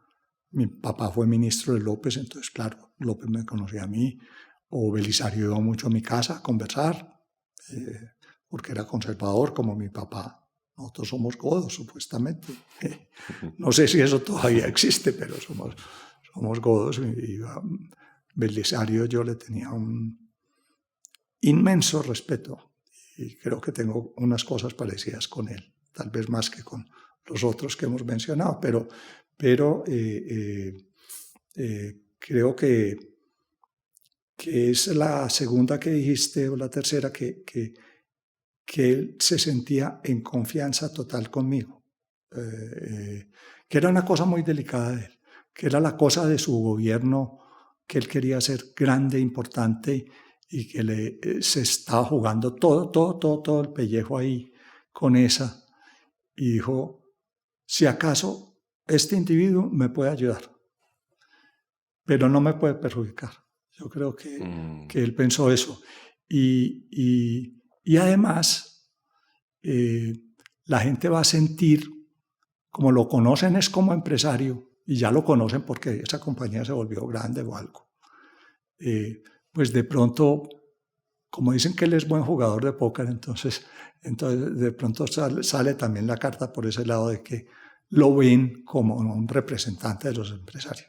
Pero él a mí nunca me dijo que yo era el representante de los empresarios. Cuando me llamó, fue una conversación de 5 minutos, y me dijo: es que yo quisiera que tú fueras uno de los negociadores de paz. Punto. Y no sé, si en otra paz me lo hubiera dicho Uribe, o me lo hubiera dicho Belisario, o me lo hubiera dicho Pastrana, también les hubiera dicho que sí. Y tal vez yo tenía el ejemplo de lo que me imagino hubiera dicho mi papá, pero de lo que yo escuchaba que habían dicho, por ejemplo, Belisario en tantas conversaciones y todo, o mi abuelo, pues que es mejor la paz que la guerra, y que siempre hay que estar, y es deber de un presidente casi que constitucional estar buscando la paz de su país. Por lo tanto, yo creo que un presidente, pues una cosa como hicieron los ingleses de decir: bueno, salgámonos de aquí, eso ya es muy grande, pero lo puede hacer votar en un referéndum. Pero no sé, pues ya la paz. que aquí tuvo referéndum y se perdió, y yo creo que fue una cosa muy dura, pues no solo para el presidente Santos, sino para todos los que participamos de eso. Pues al otro día el presidente también se despierta porque no se puede ir, dejar de ser presidente, y sigue teniendo la obligación de tratar de hacer la paz. Entonces sigue bregando a convencer a los que dijeron que no, lo que sí, hagamos unos cambios y tal, cosa que se dio, pero no, me imagino, convenció hasta el punto a los opositores que querían. Pero yo creo que todos los que han intentado hacer la paz con cualquiera de las fuerzas armadas distintas, pues se merecen todo mi respeto y mi admiración. Y creo que hay personas que han participado de procesos muy importantes después de haber estado en los cuerpos rebeldes y revolucionarios, como fue el caso de algunos de los del M-19 que participaron de la constituyente, que es el cambio más grande que ha tenido Colombia y más admirable, pues en la época desde que se hizo el Frente Nacional. Es el nuevo país. Entonces, a mí la idea de la paz, pienso que era, pienso que es y pienso que va a ser siempre algo a lo que hay que trabajarle. Y tiene que haber unos colombianos, no sé si académicos, que tengan experiencia en otros procesos, que crean que sí se puede así. Es mejor que la guerra y se puede lograr. Y tenemos ejemplos muy grandes. Yo el expresidente que más admiro de Estados Unidos es a Jimmy Carter. Y lo admiro por la forma como se le dedicó a ese proceso. Le falló lo de Irán y otras cosas. Y no pasó probablemente como el gran presidente. Y Reagan era un oponente muy tremendo. Pero para mí la personalidad, la dedicación, la forma como logró él mismo con su maletín, con sus papeles, con su poder de convicción, acercar a estos dos opuestos y lograr esa paz que tanto, ¿cuántos muertos no hubo por haber tenido esa paz? Ya ahora se rompe, pero en el tiempo que la hubo entre, ¿cierto? Dos polos que, ¿cierto? Israel y Palestina, pues que uno pensaba, y con el presidente egipcio, que era pues en ese momento, habían los territorios ocupados y todo lo demás. Pues para mí Carter es, pues tengo la foto pegada en la oficina de mi casa, ¿cierto? Porque creo eso. Entonces, yo sí estuve allá. Yo creo que yo tengo más notas que casi cualquiera, no que María Paulina Riveros, que tiene una letra muy bonita y unos cuadernos, pues que algún día habrá que pedírselos para que alguien escriba algo. O el general Mora, que también muy ordenado en tomar notas. Pero yo llegué a los 2 últimos años de la paz y ya muchos puntos estaban negociados y cerrados y firmados. Y por supuesto el que llega tiene que apoyar lo que ya hay firmado. Claro. El punto de tierra, que era súper delicado, ya estaba firmado, ¿cierto? Sí. Entonces, yo empiezo a asistir, pero por mi temperamento muy callado, a oír, a respetar las jerarquías. Si a mí no me permitían una cosa, no la hacía. El primer encarte que tuvieron ellos, yo lo repito, fue que yo no ocupe en la casa de los negociadores de paz. ¿No? Sí. Entonces me dice Humberto, problema más grande que yo he tenido aquí es que vos no cabés, ¿cierto? Y fue como un evento simpático. Entonces me tocó ser como muy... yo pasaba de una casa a la otra, porque allá había la casa de los periodistas, la casa de los militares, la casa de los negociadores. Y entonces yo pasaba, yo preguntaba en la casa de las niñas y de los muchachos periodistas jóvenes, pues, ¿hay algún enfermo en la casa? Sí, está en Colombia, fulano de tal. Entonces me imagino que la cama de él está libre, ¿sí? Entonces yo dormía en esa cama. Iba con mi mochila, de cama en cama y de casa en casa. Mochilero. Pero eso me dio, todo sirve, todo en la vida sirve. Me dio un conocimiento de la segunda línea en el equipo, no de los negociadores, nosotros 6, sino de los que siguen y que muchas veces proporcionan ideas, hacen los documentos, hacen el trabajo duro y tenaz. Y entonces hubo algunas personas que se volvieron, hasta el que arreglaba el internet, que se volvieron los... Porque internet en Cuba pues prácticamente pues no había. Y nosotros sí teníamos uno ahí que se dañaba cada rato y tal. Y entonces yo me voy haciendo amigo de toda esta gente, ¿cierto? Sí. Entonces esa parte me dio mucho alcance. Otra es que como contribuciones pues que yo puedo haber hecho, ya te diré que fueron muy poquitas. Otra es que me pierdo la posibilidad de hacerme amigo de los negociadores, porque hay que vivir en la misma casa para hacerse amigo. Entonces ya inventé pues llevar una bicicleta de esas de montaña, baratas allá, entonces ya yo me levantaba tempranito para ir a desayunar allá, al menos, ¿cierto? Y después poder salir al Palacio del Congreso a negociar, a sentarse en la mesa, porque claro, Humberto sí era siempre muy decente y me sentó todas las veces en la mesa. Pero mi participación fue mucho más de oír que de hablar. Cuando hablé y decía una cosa, traté de que fuera siempre pertinente, que tuviera un efecto, que sirviera para algo, y no me importó estar callado en sesiones de 7 horas muchas veces porque no tenía la cosa pertinente, entonces me parecía que contribuía más estando callado que hablar. Uno no tiene por qué ser protagonista siempre. Pero esa es tremenda disciplina, porque uno imagina, me trajeron acá y no estoy diciendo nada. Hay que controlar la tentación de... Hay que controlar la tentación, pero si uno se abre a la tentación de empezar a tirar cosas así, pues desordena las cosas. De pronto un comité, creo que Humberto me permite mencionar esto, en que sí fue muy querido Humberto y me invitó a una reunión de 3x3, y que era la reunión no de los 2 equipos grandes, sino que hay un deadlock, hay un problema que se arma y hay que tratar de resolverlo. Entonces se van 3 personas y yo fui con Jaramillo y con él a esa reunión. No voy a decir los nombres de los 3 de la FARC que estaban, pero ahí estaban.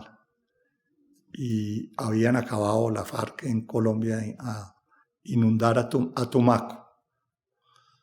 Y entonces yo sí, ahí sí se me salió lo que no se debía haber salido, que yo estaba pues como berraquito por dentro, como se dice. Y yo le dije a un especialmente difícil de estos de la FARC, le dije, hombre, no, pues ya ustedes sí están negociando y le dañan el agua a un pueblo entero. Pues es que eso no es guerra, eso no es un ataque que se encontraron con una patrulla que también es muy grave negociando, pero es que están atacando a esa Colombia entera. Entonces, yo que digo esto o parecido, o algo parecido, no gustó mucho en mi equipo, porque ellos se sentían que habían avanzado, que habían logrado pues congeniar, y llego yo allá a pelear. Este menso no habla nunca. Y cuando hablas para pelear, ¿cierto? Pero confieso que me dio rabia y que lo dije y que después sentí que no había gustado y no me dejé afectar por eso. Es decir, me dio duro ese día, sí, pero no me dejé afectar por eso. Y ya luego viene pues que Humberto habla con el embajador, que es Gustavo Bell, y le dice, este es un trompo rotatorio, pues va por todas. Y entonces, se puede, ¿no tenés por ahí en la casa donde duerma? Y entonces Gustavo me dice, Gonzalo, yo tengo un cuartico para vos allá. Y tal. Le dije, listo, Gustavo. Hoy en día yo considero a Gustavo, que no lo veo mucho porque él vive en Barranquilla, pero uno de mis mejores amigos, o sea, una gran ganancia para mí. Es que con Gustavo yo tenía larguísimas conversaciones a cualquier hora del día. Además, el salón donde se preparaba la negociación para el día siguiente era en la embajada. Y por muchas razones, entre otras de seguridad y de todo. Entonces, cuando se acababa esa negociación, esa preparación de 5 horas, todos tenían que esperar las busetas a que los llevaran a los negociadores a la casa. Y la gente menuda también. Y yo no, yo me subía para mi cuarto. o me quedaba con Gustavo hablando de literatura o de otra cosa. Eso en cuanto pues a la vivienda personal. Creo que tal vez hubo un punto interesante en que pude hacer algo y fue una reunión en Cartagena en que nos reunimos con los asesores externos de Inglaterra, de Israel, de El Salvador. En la casa de descanso del presidente estaba Felipe González allá en una comida y ahí muy informalmente, como yo hablaba inglés, pues los de afuera empezaron a hablar en la lancha cuando íbamos para la casa. Y entonces ellos habían participado, sobre todo pues estos del norte, algo en la negociación entre Irlanda e Inglaterra, pues para esa paz que se hizo, también precaria, pero que se logró. Sí. Y yo les hice la pregunta y les dije, hombre, a ustedes los dejaban juntarse informalmente por ahí, con un irlandés con un inglés, uno de un lado, otro del otro, pero hice para un restaurante a comer o a hablar. Y me dijo, no solamente nos dejaban, sino que era, pues, bajo ciertas políticas, era muy importante.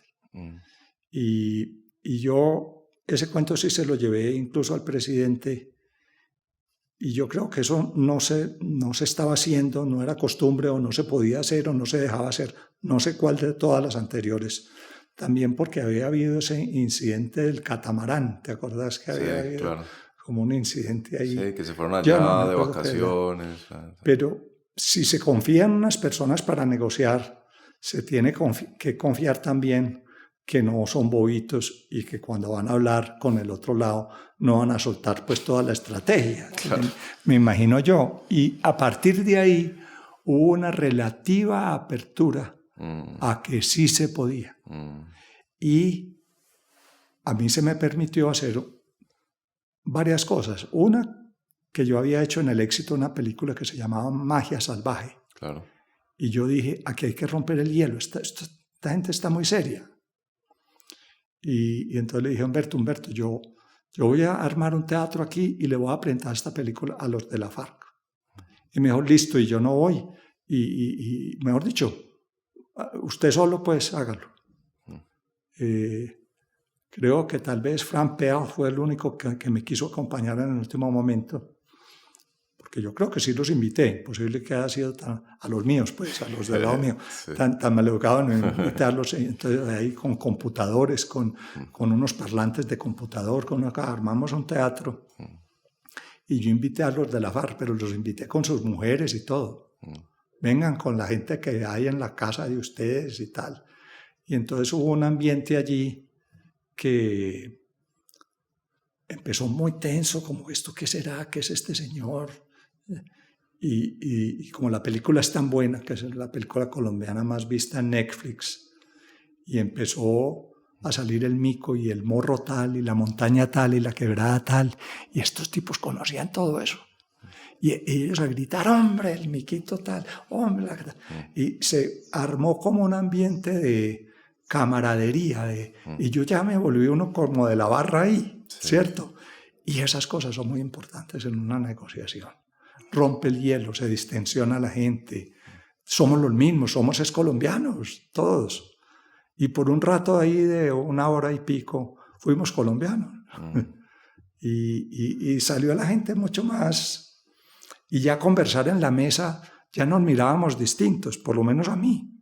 Me miraban, como ves, este es el de la película, el loco de la película, ¿cierto? Entonces eso me dio una posibilidad y luego se me permitió participar de algunas reuniones de 2 y 2 por ejemplo, Mora y yo con 2 de ellos. Y yo creo que eso aceleró mucho algunos procesos. Quiero decir aquí que Humberto y Sergio, pues como 2 superlíderes de la paz, los admiro mucho. Seres opuestamente muy diferentes, pero pues Humberto es de las personas versátiles, conocedoras. Me encanta mucho su ángulo bohemio, que haya sido nadaísta, lector empedernido, buen relator, buen escritor, sabe mecanografía como nadie. Y yo creo que tal vez mi mamá, que fue secretaria, le ganaba, pero es decir, un tigre de la Malasia, conversa sabroso, conversa de cualquier cosa. Tomarse un traguito con Humberto es lo más delicioso. Fue templado conmigo como jefe que era, pero lo respeto y hasta puedo decir una persona que yo puedo querer mucho. Y por lo que hizo lo admiro fuertemente. Y ni hablar de Sergio, tipo mucho más reconcentrado, diferente, encerrado, lector nocturno, hombre vive de noche y de día, no sé cómo hace, de una inteligencia también prodigiosa, más extraño, más formado afuera, diferente pues a todos los de aquí, pero ese esfuerzo de él fue pues un prodigio. Y todos los otros los respeto. General Mora, eso fue muy duro para él. Difícil, era muy franco, siempre. Fui compañero de él, en Oslo salimos juntos, siempre nosotros. Y bueno, en general todos. Ya en la parte final, yo tal vez sí hubo algún evento, una vez que no fui porque no me sentí como invitado muy fuerte para que fuera, pero tampoco me tenían que invitar, pues. Y hubo otra que tal vez no me invitaron y sí fui, porque dije, no, aquí tengo que ir porque esto es ya después del referéndum, hubo unas reuniones adicionales y hubo cambios muy grandes que se hicieron en el acuerdo para poder ser pues como compliant con las observaciones que había. Por supuesto, yo no creo que ninguna que se haya hecho hubiera sido suficiente por las circunstancias, pero cambios sí hubo y los hubo, a mi modo de ver, positivos y buenos, pero yo no participé tanto en la estructuración de esos cambios que tenían que ver mucho con lo legal, que además el punto legal que a mí sí me tocó tuvo intervención también de asesores externos profesionales, porque pues, lo legal es un campo muy especializado. Un expresidente de la ANDI o del Éxito pues no va a saber de leyes tanto como expertos que se lleven a la mesa. Y en eso el presidente tiene absoluta discreción y creo que lo hizo muy bien y creo que al final su paz imperfecta salió, a mi modo de ver, muy estructurada en 6 puntos y en un tiempo muy largo, incluido el periodo de 6 meses secreto, que tuvo colaboradores internacionales y nacionales, los que quiera, y se la pongo a cualquiera como un esfuerzo muy ordenado, que hay que hacer unas concesiones que no gustan a unos o a otros, pues sí, como respeto yo mucho, por ejemplo, la paz también que se logró hacer en Justicia y Paz en el gobierno de Uribe con los paras, o la que hizo Virgilio Barco, que le tocó cerrar a Gaviria con el M-19, o cualquiera que se haya hecho, el EPL, sea completa o no completa, porque otro país nos podemos ir. Entonces yo pienso así, pero no fui un gran actor ni me desempeñé muy bien, eso me quedó incompleto. Eso no fue pues como el éxito, 23 años dándole, aprendiendo y siendo un experto. No, eso fue una experiencia. De pronto el nombre mío también daba sensación para terminar, de que los empresarios estaban allí, sí defendí unas cosas de los empresarios muy importantes. Cuando se tocaba ese punto, sobre todo que era un punto en el cual la FARC se volvía muy incisiva, y un día tuve la idea de llevar a unos empresarios. Entonces llevé allá al presidente de Suramericana, de Bancolombia, al rector de AFIT, un grupo grande.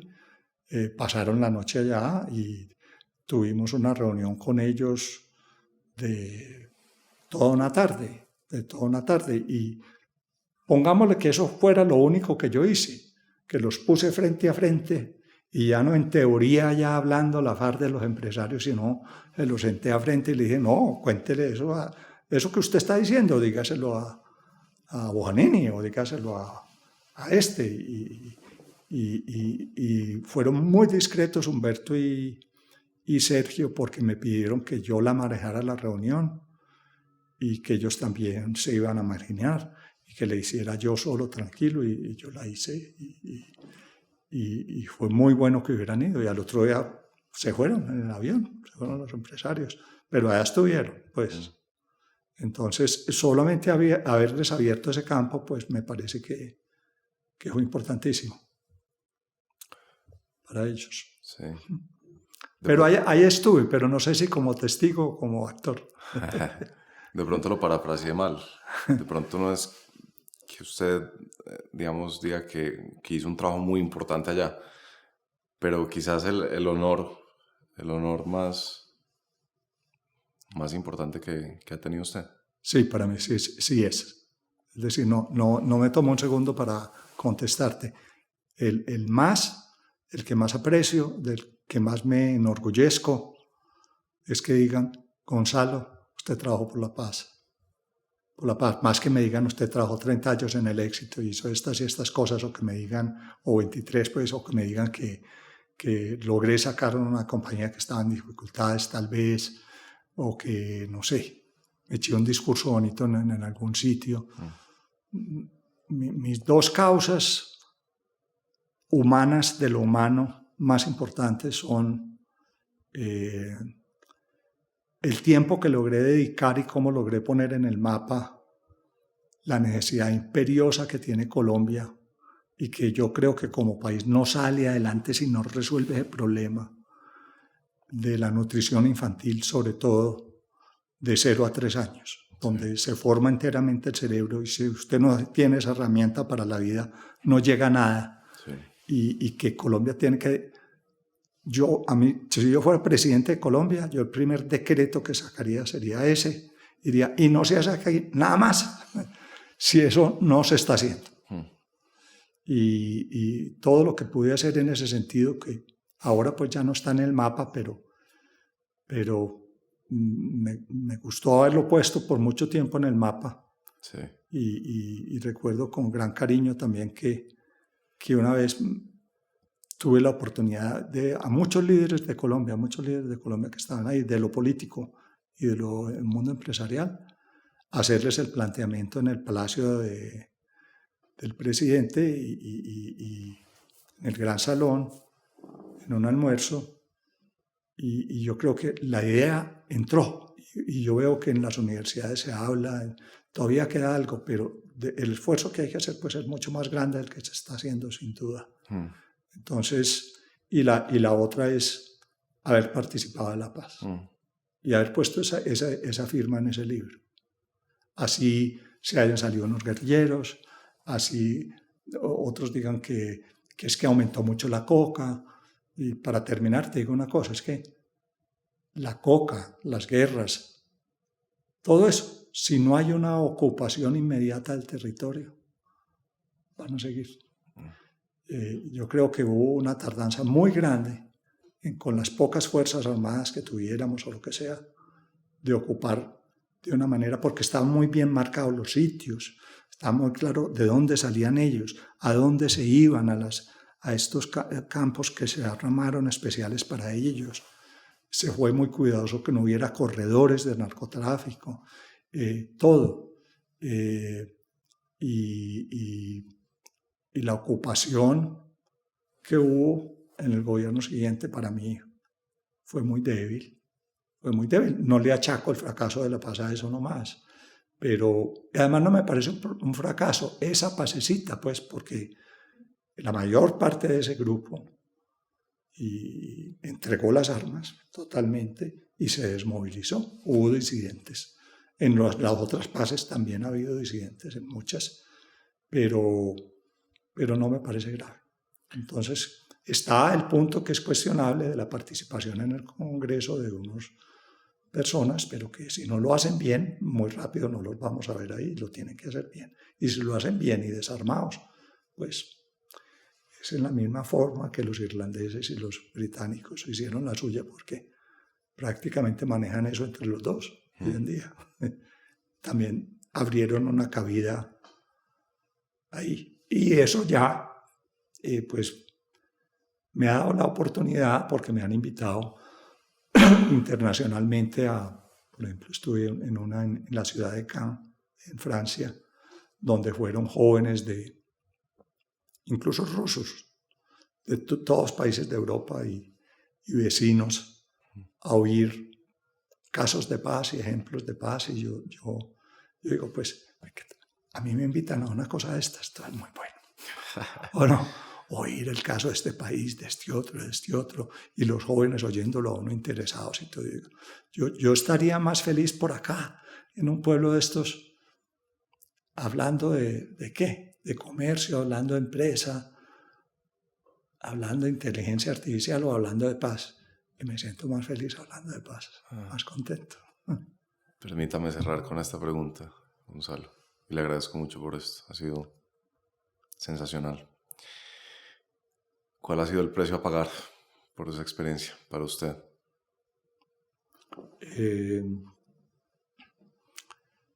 Bastante con la salud. Yo, pues, soy una persona que va a la oficina todos los días y todo como es aquí. Pues aquí somos 6. Yo pasé de 40.000 a 6. Y entonces a mí me gusta mucho mirar el ser humano. Yo en el éxito es como estar en Junín, que es la calle aquí, sí, de donde va todo el mundo, viendo gente joven, más vieja, mayor, hombres, mujeres. Bueno, y ya cuando quería ver todavía más, bajaba al almacén y me sentaba en el almacén. Los bomberos del éxito dicen que ellos me vigilaban, porque a veces en cualquier parte me sentaba yo a mirar gente pasar y todo.